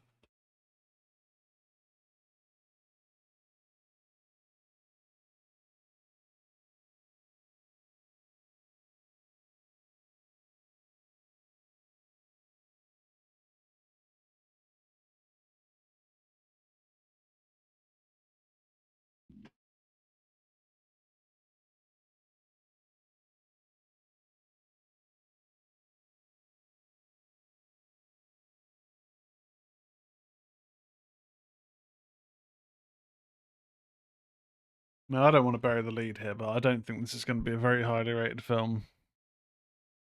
I'm just throwing it out there.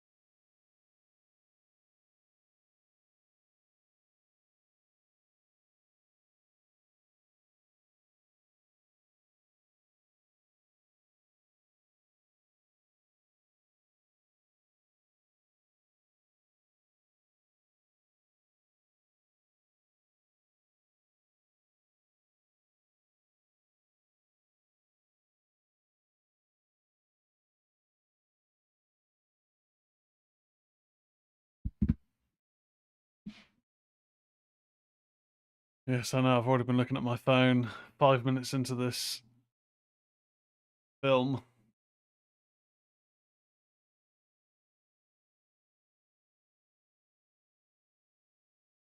They recycling lines? Oh my God. Oh my God, the audio design in this is terrible.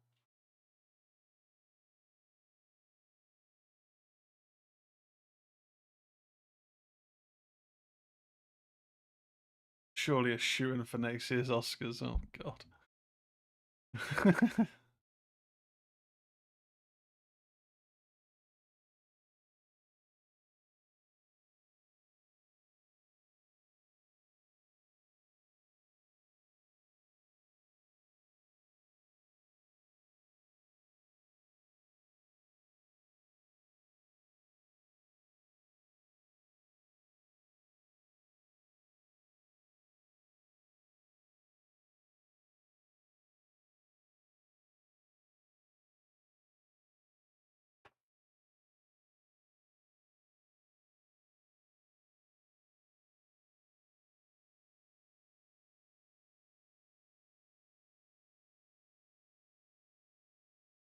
Why do you need to undo her jacket to do that?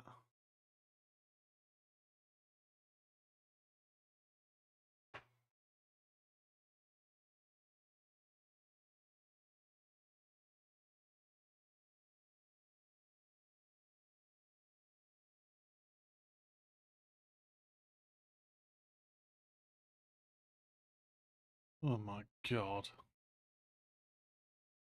I mean, I guess I have to kind of give a modicum of credit to the filmmakers for going, hey, there's this thing of these properties becoming public domain. We can rip it off. We can get some sort of notoriety. Worked. Terrible though.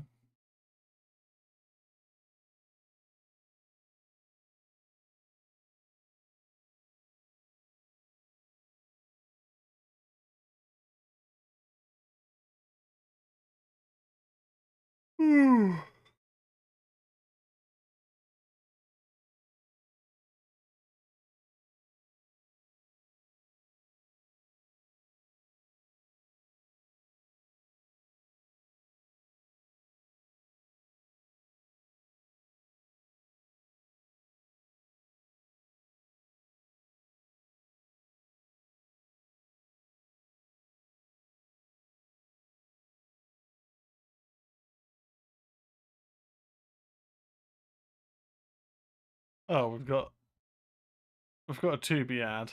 That's a welcome surprise.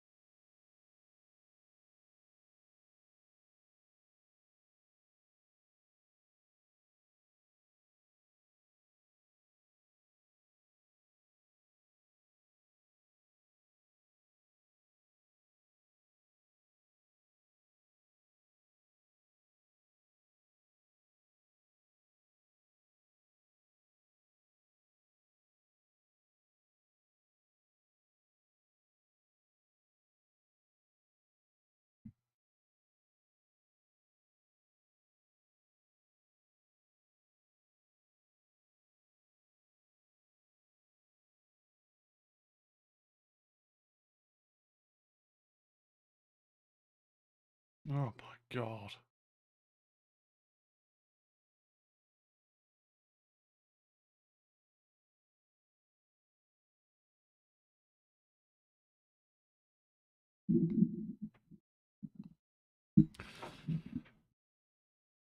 At some point, someone's got to have a decent twist on one of these properties. Well, you'd think so, but I think it's one of those things where it's like the market is going to get quickly filled with absolute dirge, where people will take just the lowest common denominator of we can use that. Let's bodge something together with some kills, and then that's the film. Like that's what at least the first Blood and Honey, Winnie the Pooh, Blood and Honey was. You know, I've heard the sequel's meant to be better, but I really dislike the first film. That's what this seems to be like, where it's literally just a case of we can make a Mickey Mouse horror film. Let's just bodge some shite together. Like the dialogue here is absolutely awful.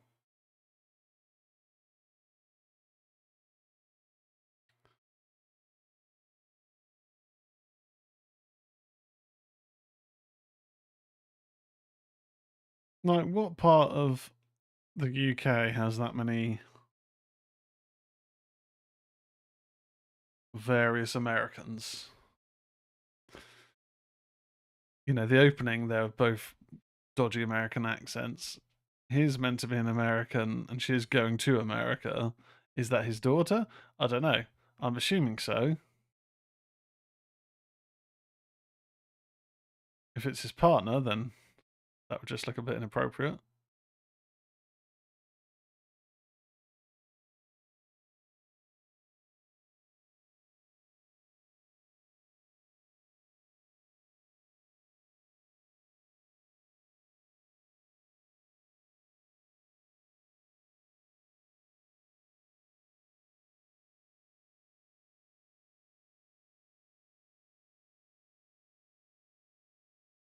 Now, is she doing an American accent?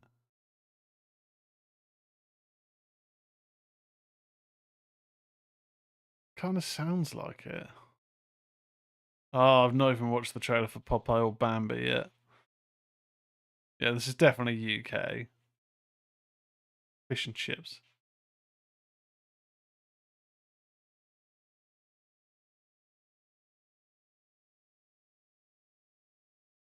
So she is also American.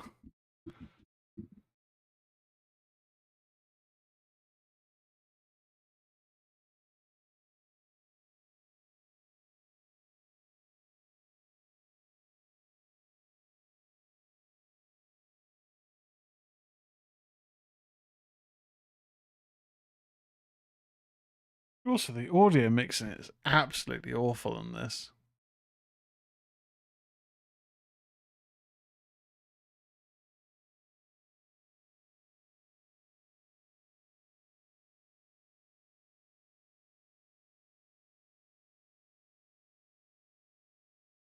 She called him dad. Oh, right, okay. I couldn't really even pick that up.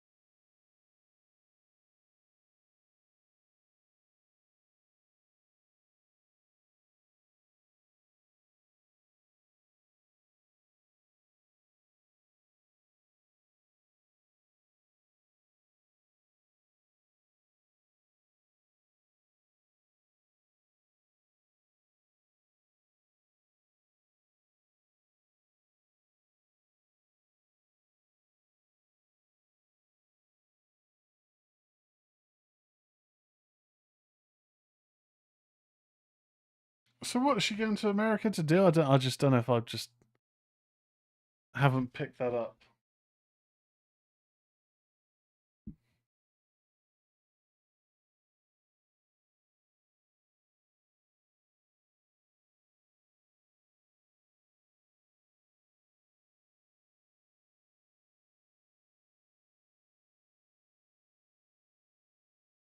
I don't know if it's my my headphones or something. There's this really annoying buzzing sound.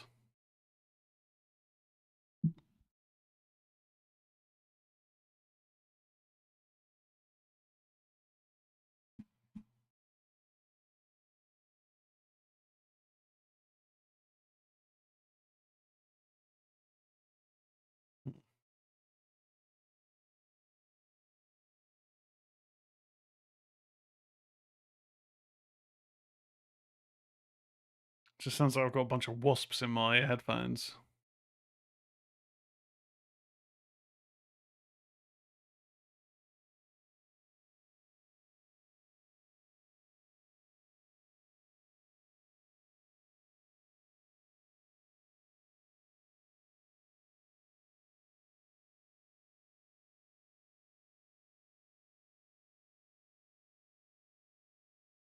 Why does it make a banging sound? Why would salt in the eye make a banging sound?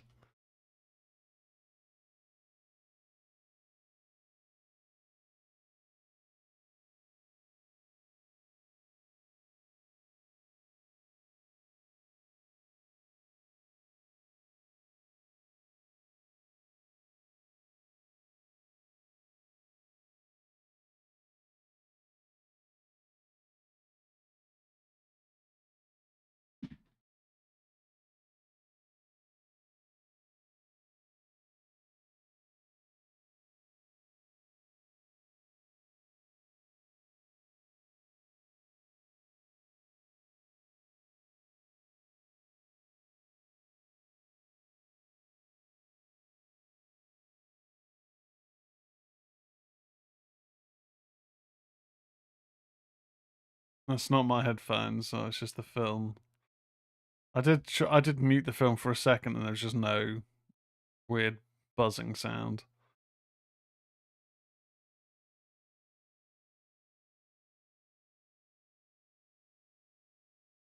Like jog?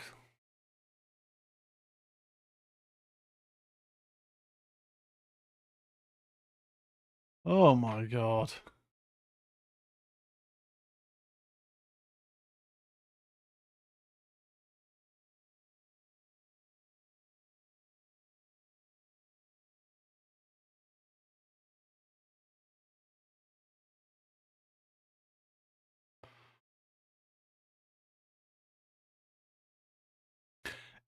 Could this potentially be the worst film I've watched?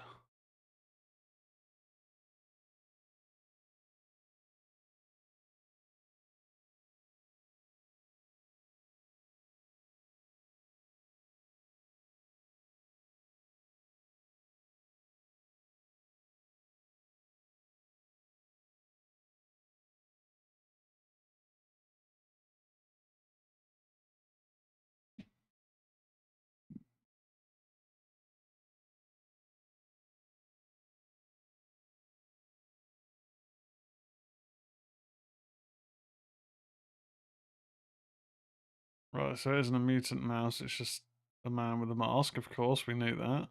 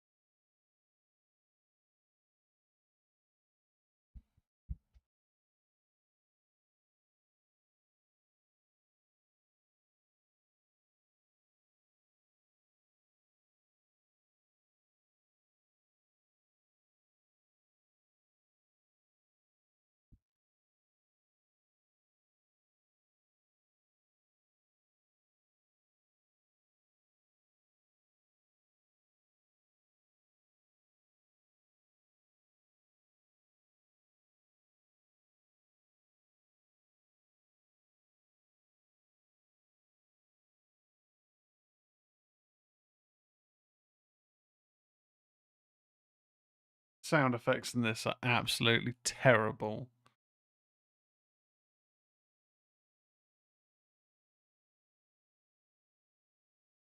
The audio mixing for the dialogue is just quiet and shocking, and then any sort of like sound effects are just so overblown.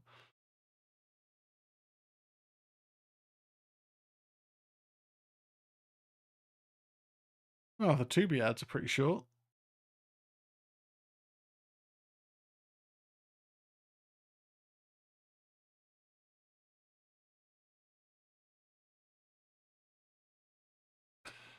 Oh. So is this part of the Pooniverse? Because that is Winnie the Pooh, right? That's the Winnie the Pooh mask.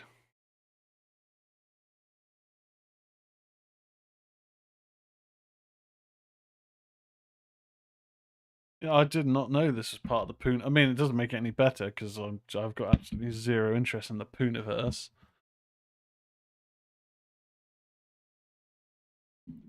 Is Mouse of Horror Part of the universe. No, Mouse of Horrors is not part of the Pooniverse.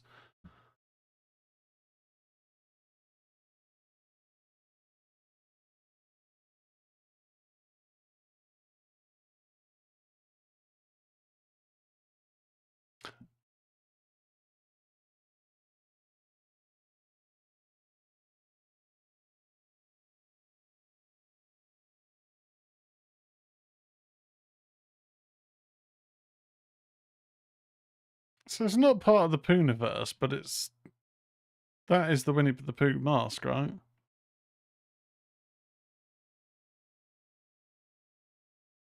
Bear.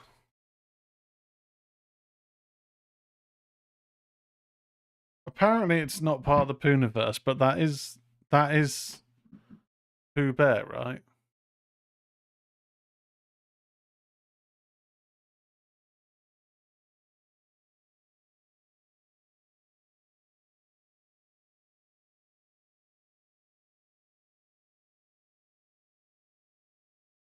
You do your wives no favours. So is that just a Winnie the Pooh mask? Because that's obviously a mouse mask.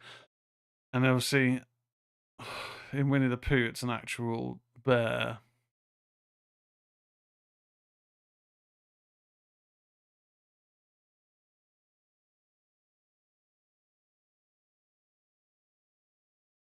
I mean, we've established it's a mask. I mean, obviously it looks like a mask, but then he had it taken off. Oh my god.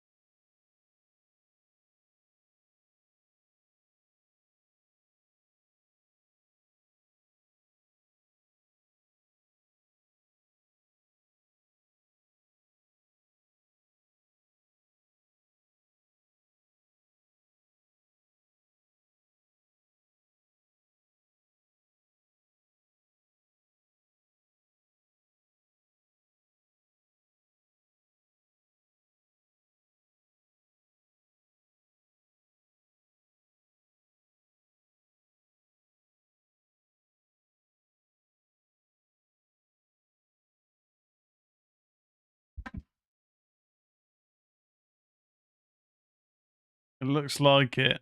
I thought it cut in the wrong movie when he appeared on screen. Yeah. I just... I figured even the Winnie the Pooh film has a bit better quality than this. Like the audio mix and the acting is, I'd say, maybe slightly better. But, it had better audio mix than this absolute dirge.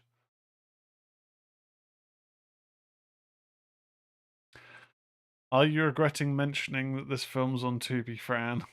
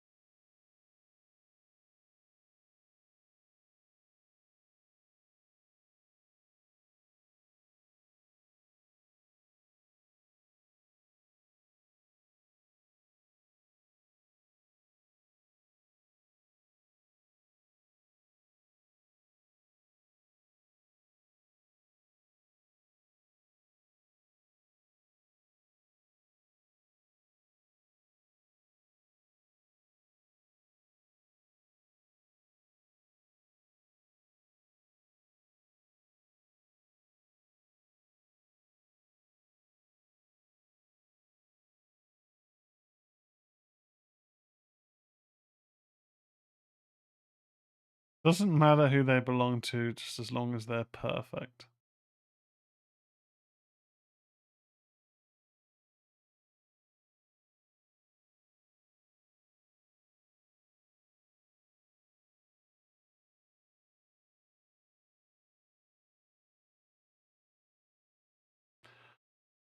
I imagine they had fun making this. Oh, it's in Wales. I imagine there was a good laugh. If I'm looking for positives, in this, I feel Wishmaster might have been a better choice. I don't disagree with you. I should have known. The trailer looked terrible. I should have known. It's so much worse than I thought possible.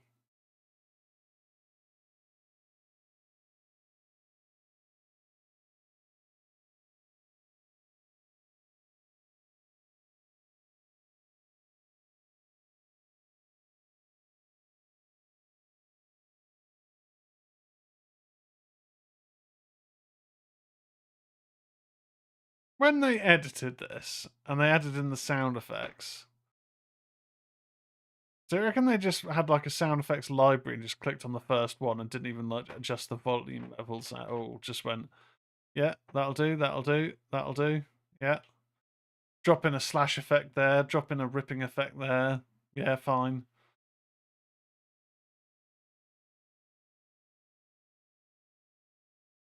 Like, surely you'd at least try.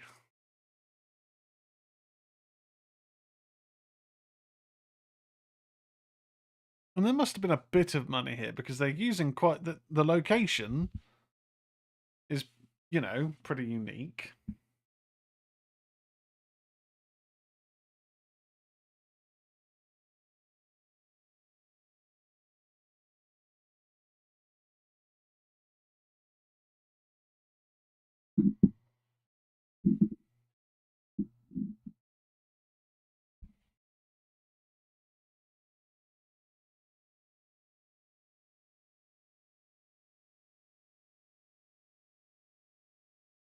What is with the droning sounds in this? That is what is driving me crazy, is the...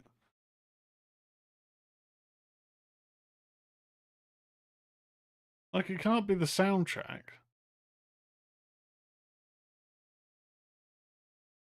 Oh my god.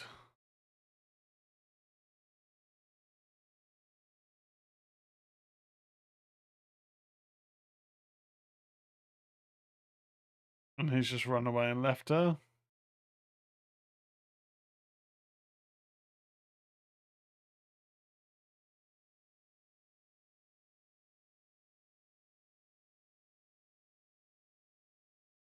Oh my god.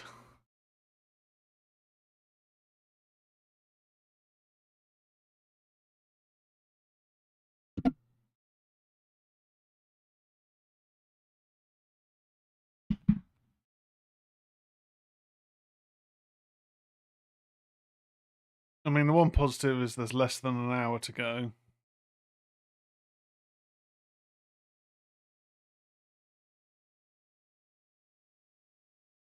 But then that means we're only about a third of the way into the film, which is depressing.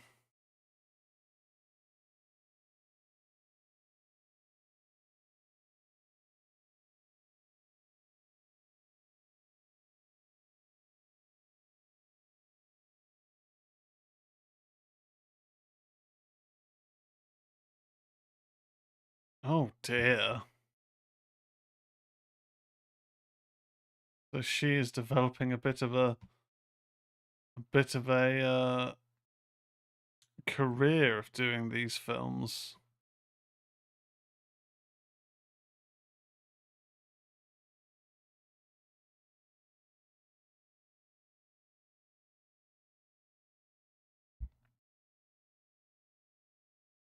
So was that Natasha Tossini? British Italian film actress, TV personality.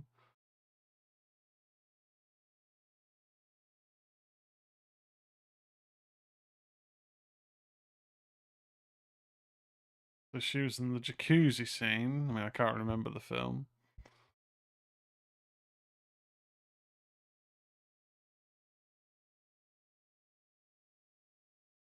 And she played what, a different character in Blood and Honey 2? Three Blind Mice. Cinderella's Curse. Peter Pan's Neverland Nightmare, which has a decent score. That is the one of this. I mean, I know this isn't part of the universe, but in terms of these sorts of films, that is the one that I think looks like it's potentially half decent.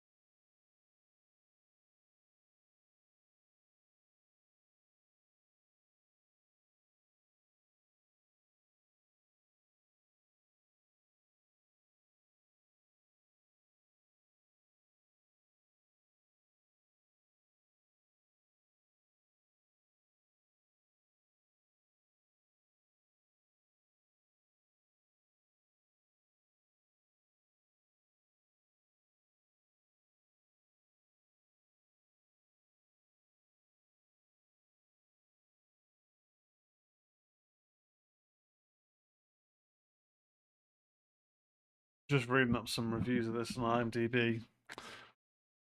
I feel like echo their sentiments.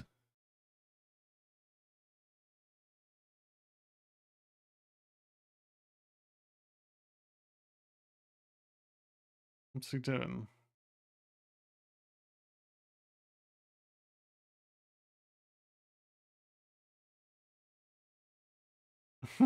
Plonk. Oh, the bear's got a massive mallet. Oh, okay.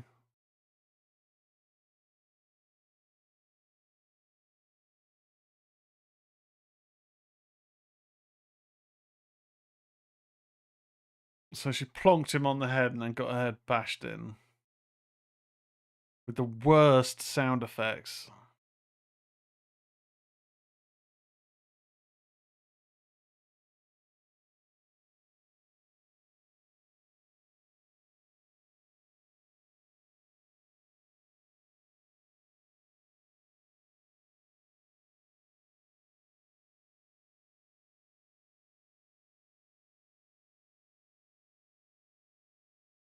Oh dear.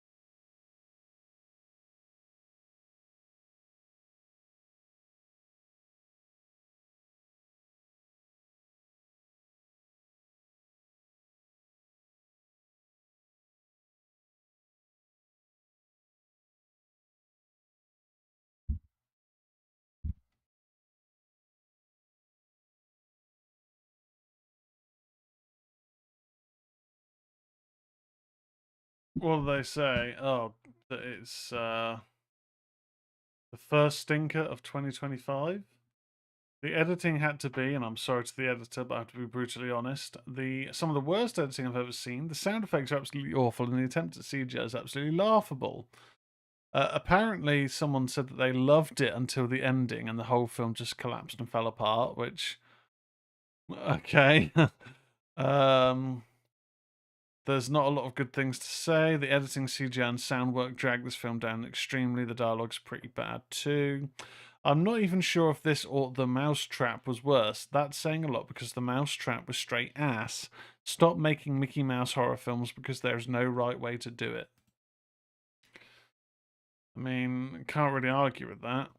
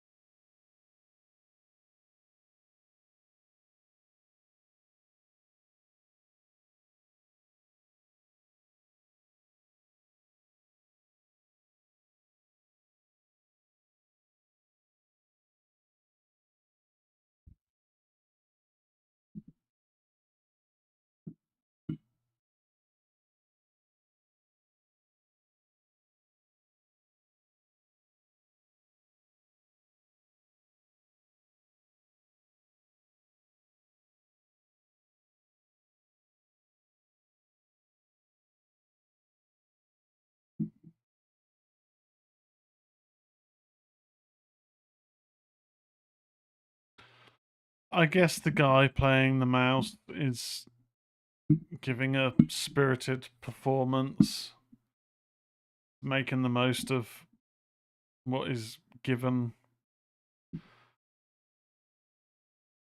I mean, it's just like the fact that they've keep saying, the creator guy keeps saying the mouse and whatnot, but we've already seen that it's a mask that's been taken off.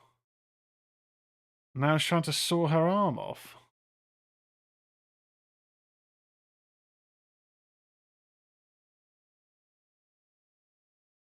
With the worst sound effects.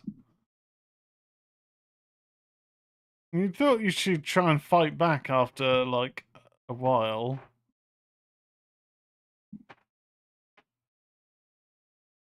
And now what is going to beat her with her arm?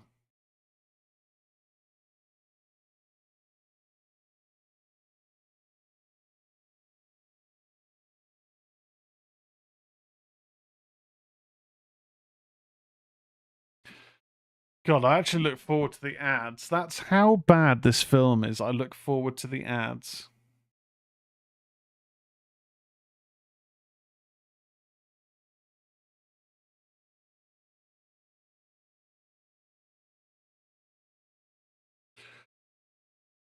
You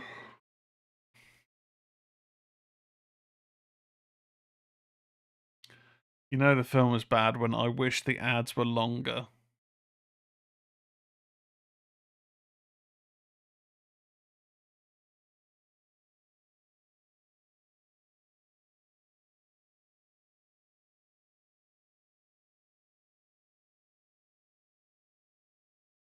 What?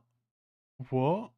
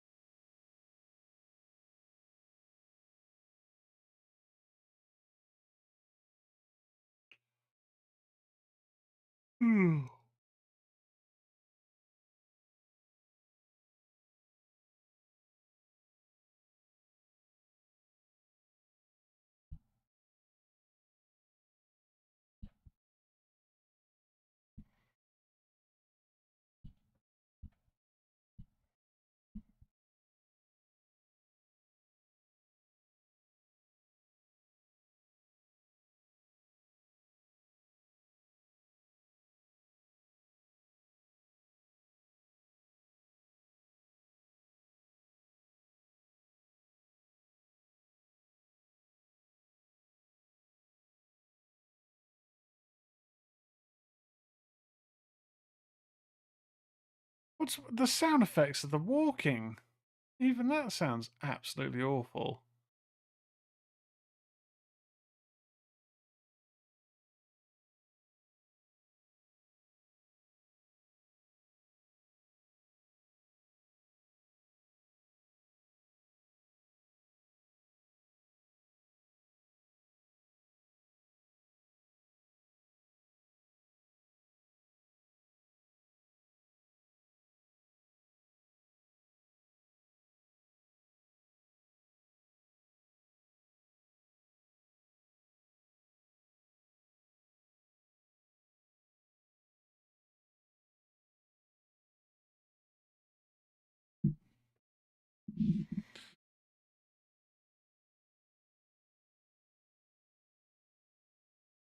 What are those jellyfish?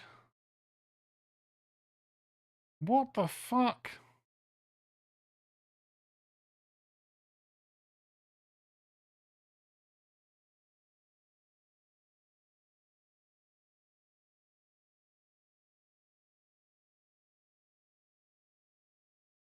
What?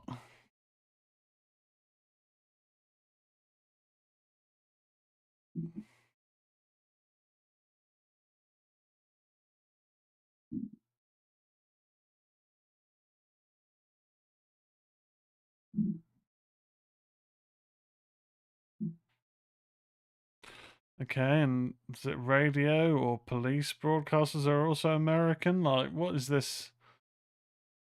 Okay. It just kind of screams of that whole thing of like, oh, you're going to be acting in the film. Well, I've seen films; they're all American. Like, no. The film is set in Wales from the looks of it, so why has no one got a Welsh accent? What am I just not understanding? I don't understand how the lad died in the pool either, Fran. I think those things that were in the pool were supposed to be some sort of mutated thing. I don't know.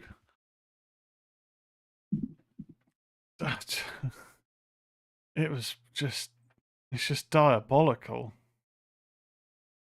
This is so much worse than the trailers made it out to be. I mean, the trailers made it look shit when I covered this for the news a couple of months ago.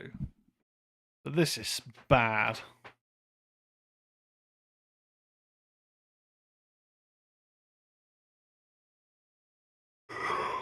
God, it's making me tired. He's undoing her jacket as well. Just to slice open her stomach.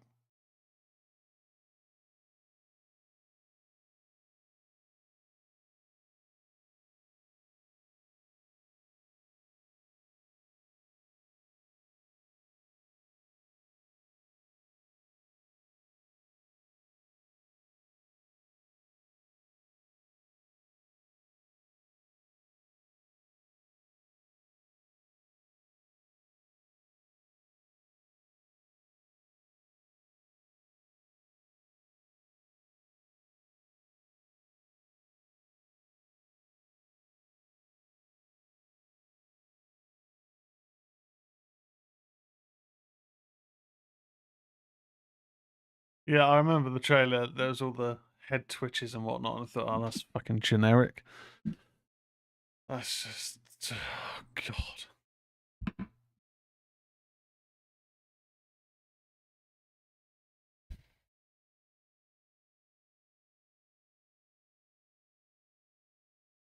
Imagine paying money for this. Oh, my goodness. I can't imagine paying money for this. Absolutely not.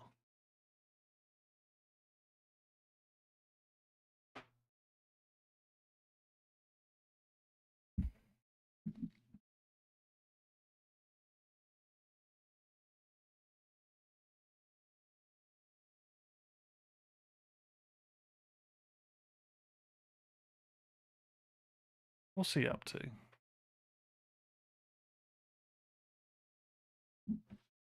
I wonder if it says how this did.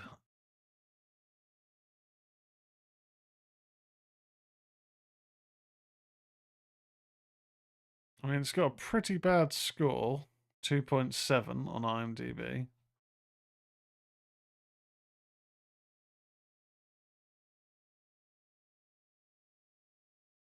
Some thrilling scares and some fun nightmares. Not as bad as the rating would suggest. It's quite a bit better than I'd have presumed, and going into this I was heavily excited. The location was fun, the funfair makes for some great looking views and scares, and ultimately it was more fun than it had any right of being. The mouse was scary and he had multiple abilities. That is what made him terrifying. And the fact he had a creepy smile, hauntingly brilliant teeth, and a weapon made him a threat, and made him seem scarier than he could have been. So fair play to the props team. Winnie the Pooh costume is also here, and his costume is fine, but what made him scary was his slowness, calmness, and he could hit you at any moment and you wouldn't notice. The fight scenes between the villains added a nice spark. The bad bits would be the story could have been more fleshed out, as there's the kills, they're spelt wrong, and the final stage that took up quite a bit of time. For me, it would have worked more had it been more fleshed out and took that time to establish some of the folklore, spelt wrong, of the villains and some more material to work with when near the villains, as that would have given it the chill. The script is great as you can really feel the characters are friends, and even the first part was also good, and the scenes were played out nicely, which was also good. The script was great, but again it had have been better if they had more material to work with when the villains were near. It would have been great, but it's still a good script, so it deserves some props. The movie is short in terms of story and simple to follow, but a more fleshed out film with more of the folklore spelt wrong, with slightly more bonding near the villains and everything would have made it a good film, capital G. But it's not bad, and I think it's average entertainment, capital A, capital E. I'd rate this film a 4 because half of it is good, and the minor flaws and a few suggestions I made would improve the film. Not bad though, either. Okay. Okay. That was quite a review. And then a bit further down, 1 out of 10. Keep Brendan Patrizio away from cameras. If you have the time to watch this epic failure, don't. It would be more enjoyable to be stuck in traffic while holding in diarrhea. Seriously, I've done both, and shatting myself at least had some relief. Now for this duty bomb. Brendan Patrizio directs this disaster that makes no sense and has no story. The sound is more horrible than the cinematographer. You can't hear anyone. It looks like it was shot on early iPhone, but saying that would be an insult to the hardworking people at Apple. I wonder what it was like to be on set and say, cut, I think we got it, moving on, and then editing it, the nerve. How does one have that confidence or show their face in public? There's so many films out there waiting to be made, and somehow this stinker squeezed out through the tubey cocky tube. A lot of 1 out of 10s, 1 out of 10s. There's a 10 out of 10 review.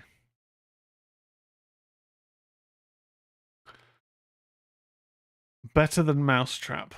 In a horror public domain movie, Mouse of Horrors, also known as Mickey Mouse Horror Movie, that is so much better than Mousetrap, Mickey's Mousetrap, and Mouse of Horrors, just got a 130% bigger and better and good horror film of all time ever. So, and the spoilers, Mickey was trying to kill people at this carnival, and guess what? Winnie the Pooh appear in Mouse of Horrors, and Mickey Mouse versus Winnie the Pooh fight for the battle, and this time Mickey kills Pooh Bear, and Pooh died 2 times in Blood and Honey 2, and now Mouse of Horrors, so my rating 10 out of 10. I do recommend it. It's a good movie, better Mousetrap. Okay. There's no grammar in some of those reviews. My God.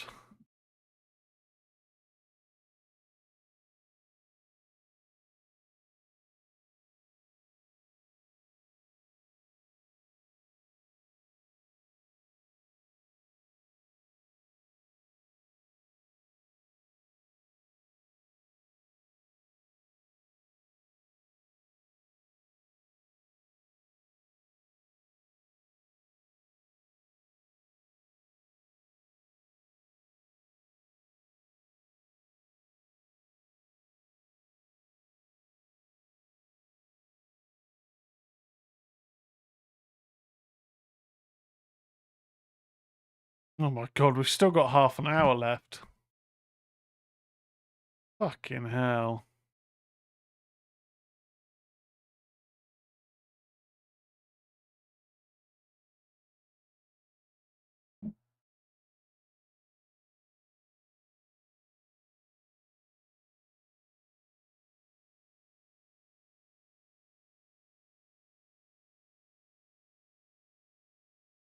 These sound like AI slop reviews. Yeah, there's a 7 out of 10 review.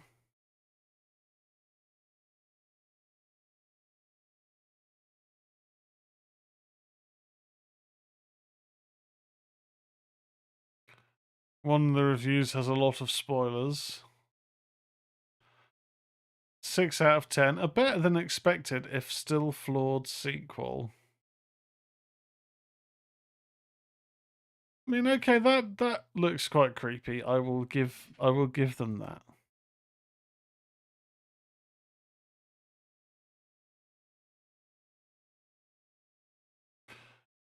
But this person's given it a 6 out of 10 and a massive review. I'm not reading all that.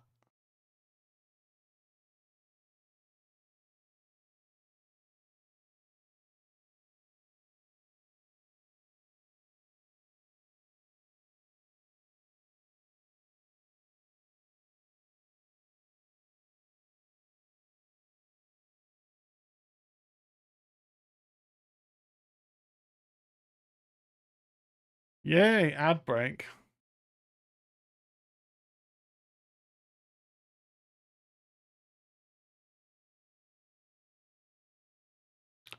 They're really pushing Couples Retreat, a comedy that is fine. I've never heard anyone recommend it or say there's particularly funny moments in it. It's good cast, it's fine.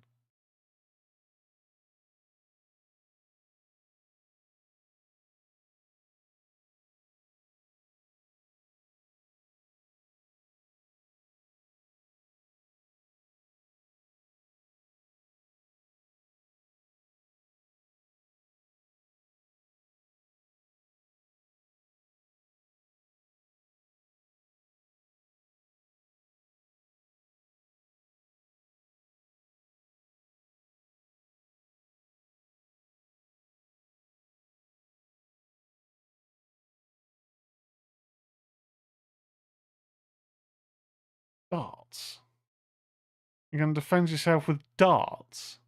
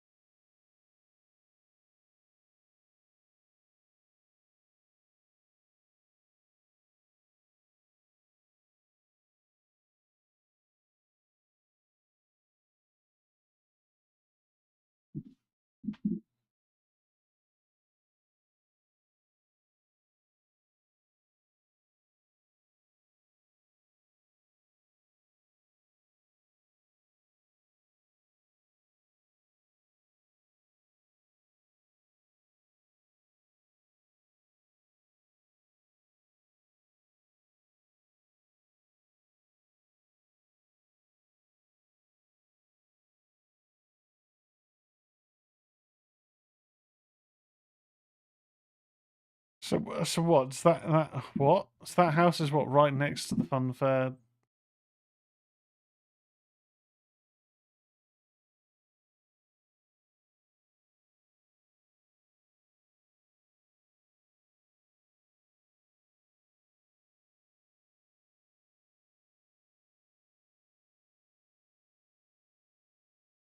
There's a random bleep that just occurred in my ear.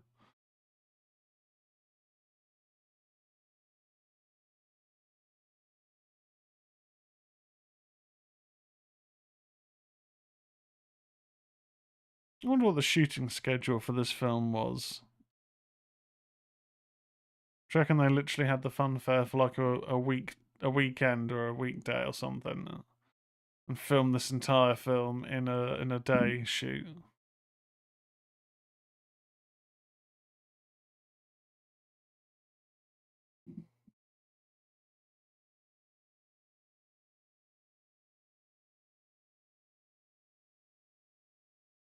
What's with the gravelly footsteps?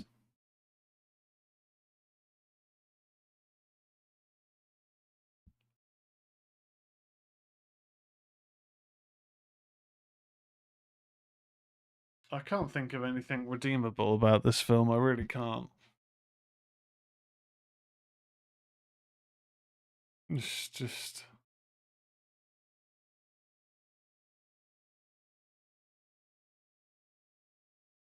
I am struggling to think of a worst film that I've seen.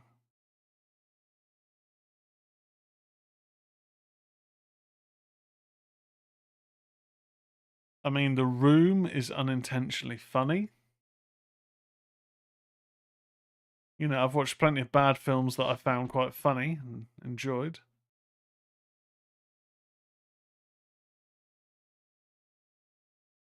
What is she doing?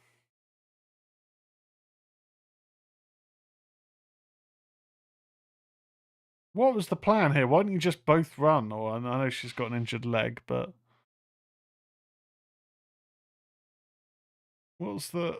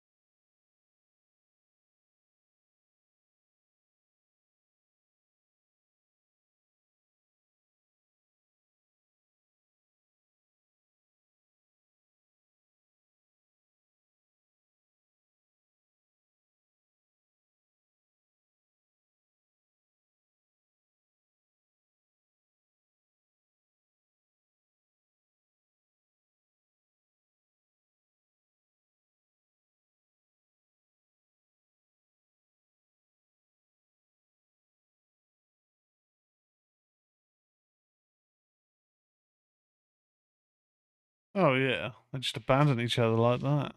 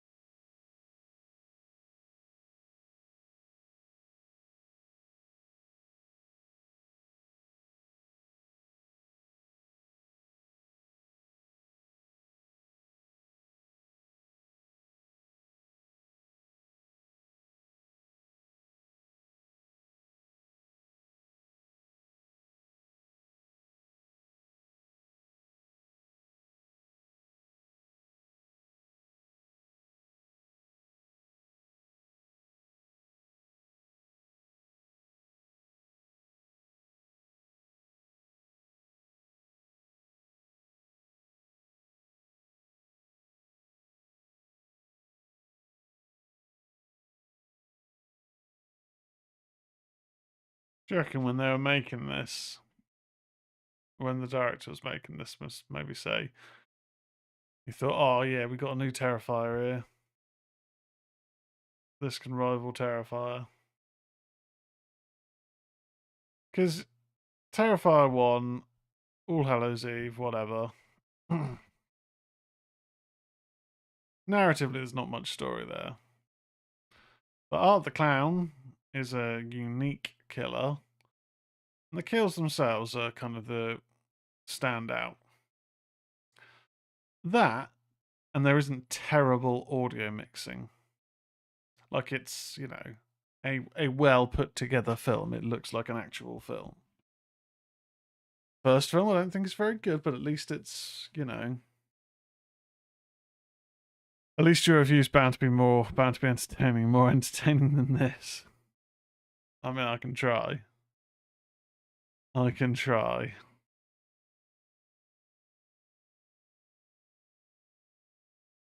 So is Winnie the Pooh or the bear? Is he wearing a mask?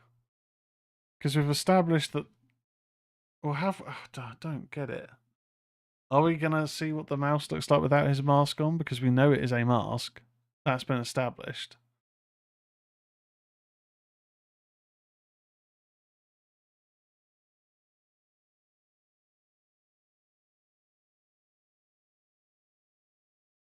And if we don't see him without his mask, what was the point in having that one random character take his mask off, look mildly indifferent, and then he puts his mask back on?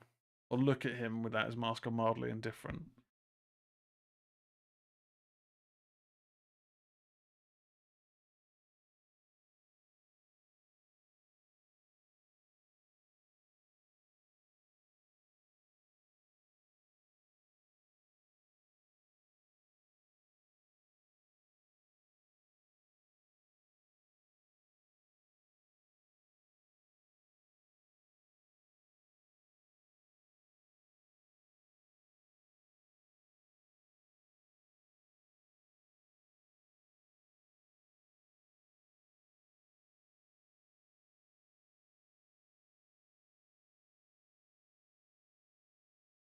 I mean, it looks like they're walking on concrete, so why have they got gravel sound effects?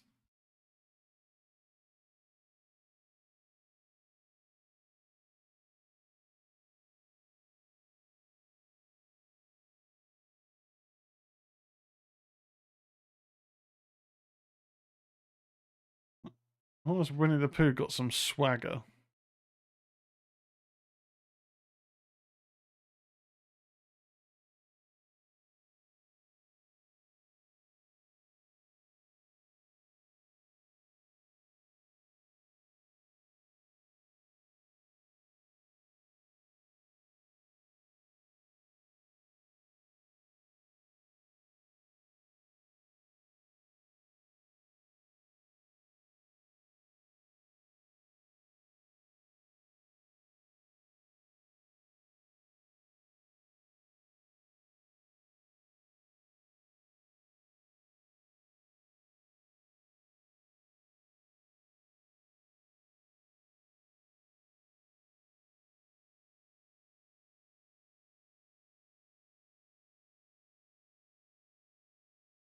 Oh, here we go. The climactic fight. It's Winnie the Pooh versus Mickey Mouse.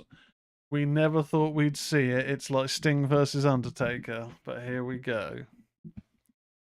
Clash of the Titans. Freddy versus Jason.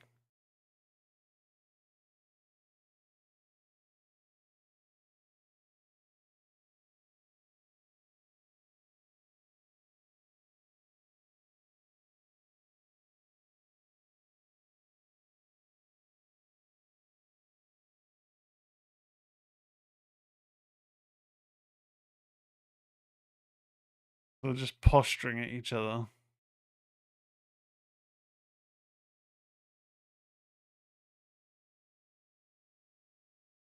And he's going to keep doing his little Bowie pose. Oh my god.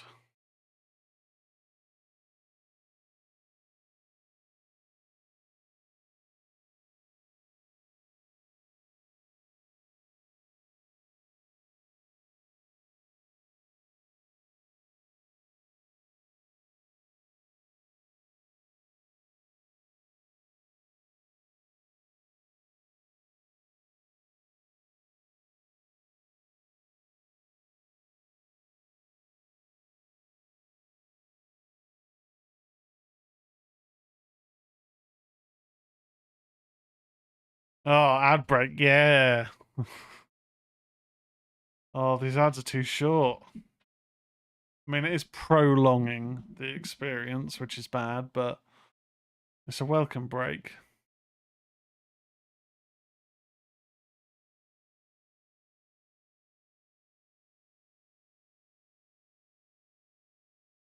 Oh, there's been a death row inmate executed by firing squad in the US for the first time in 15 years.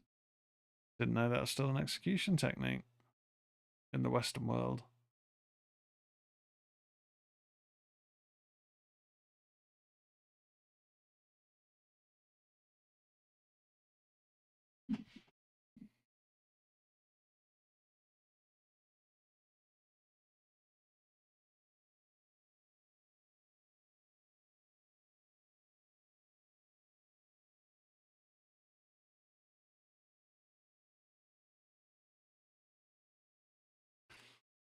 Oh.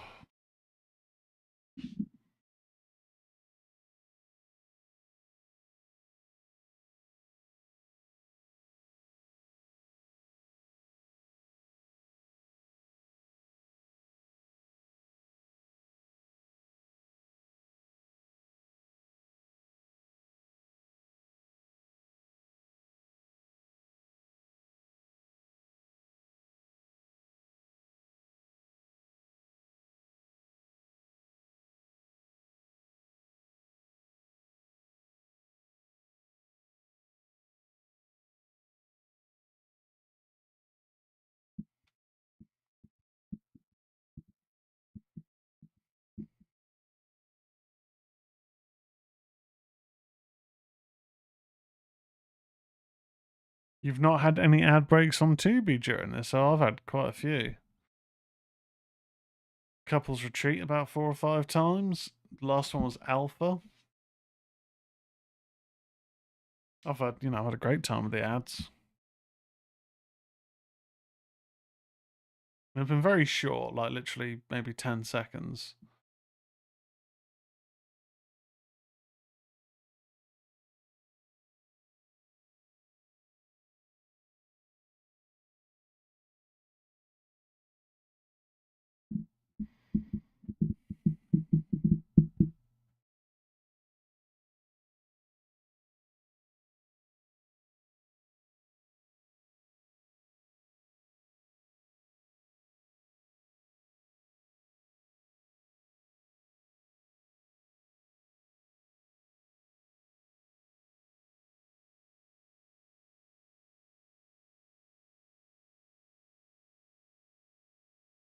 Imagine having a location like this to film a film in, and this is what you come up with.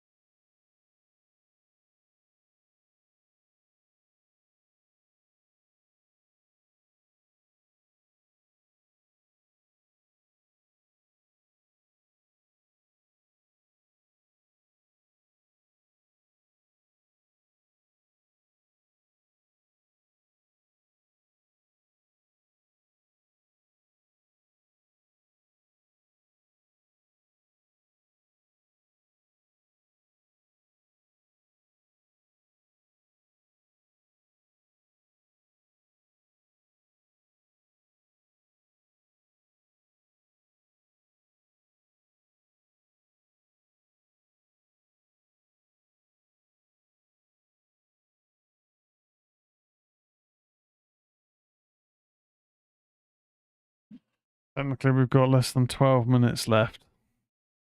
Thank God.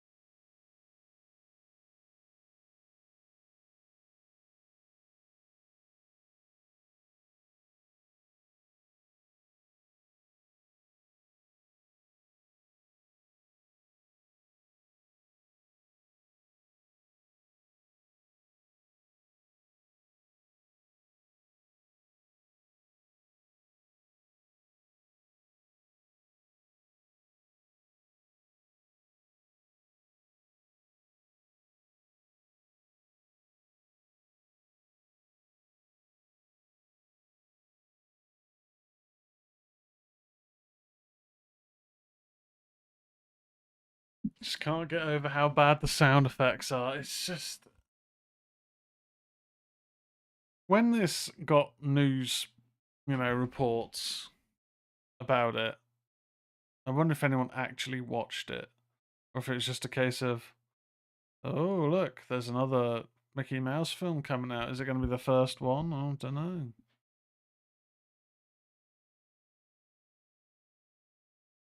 Like, it's just so bad. His eyes popped out.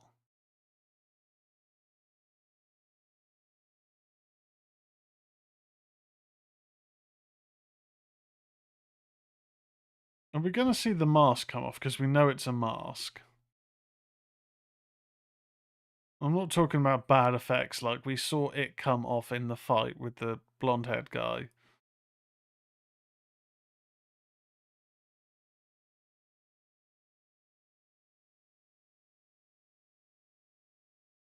Even the clapping effect isn't synced up. Oh my god.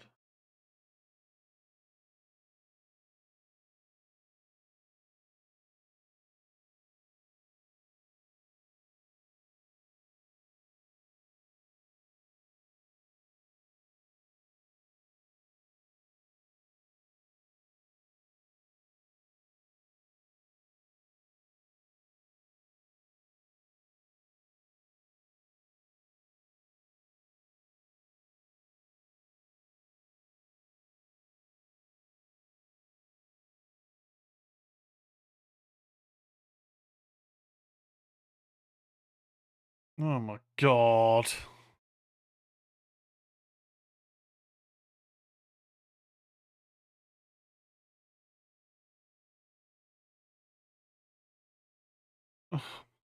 Come on, this is so...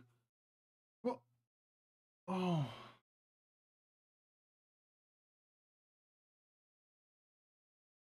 This is so bad. Okay, then that looks pretty real.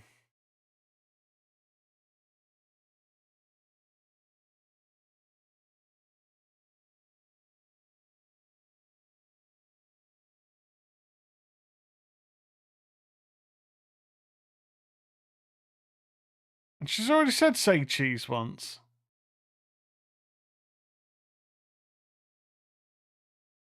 If you're going to have that as the line, don't have it literally 30 seconds earlier. Say cheese, bonk. And then, oh, here's the big kill moment. Say cheese. Like, oh, just come on. If you're going to make absolute dross that's going to have a one-liner in it, get the one-liner right. You don't go, yeah, let's do it again. Especially because that would have been an ADR'd in line. There would have been additionally, additional dialogue recording.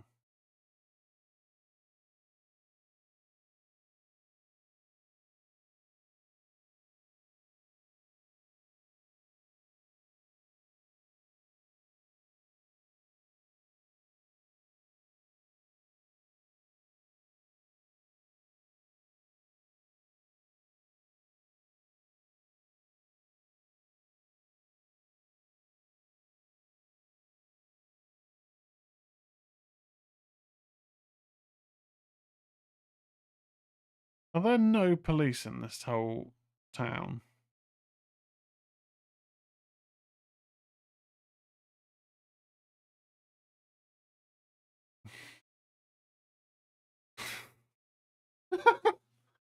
So she's tied up with chains, and she's oh, I missed the one-liner there. Oh, woe's me.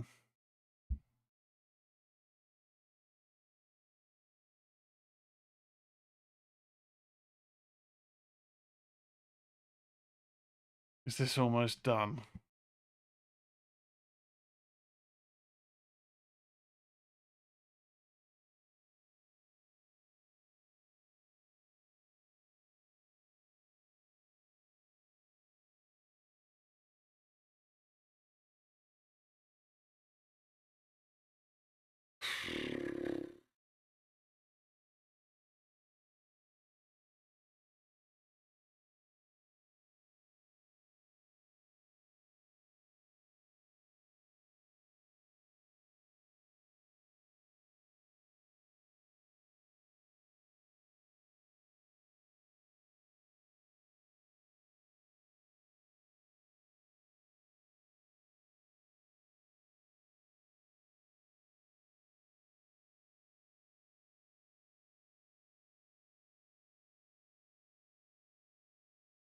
Oh my god. Okay. 10. And that's it. I've now got credits rolling.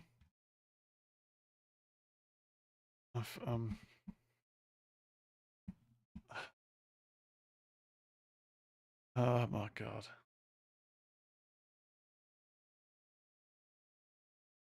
Oh, a shark. He got bitten in half by a shark, Fran. A shark jumped out of whatever pond or lake, whatever they're in Wales, and bit Pooh in half. It was a shark attack. And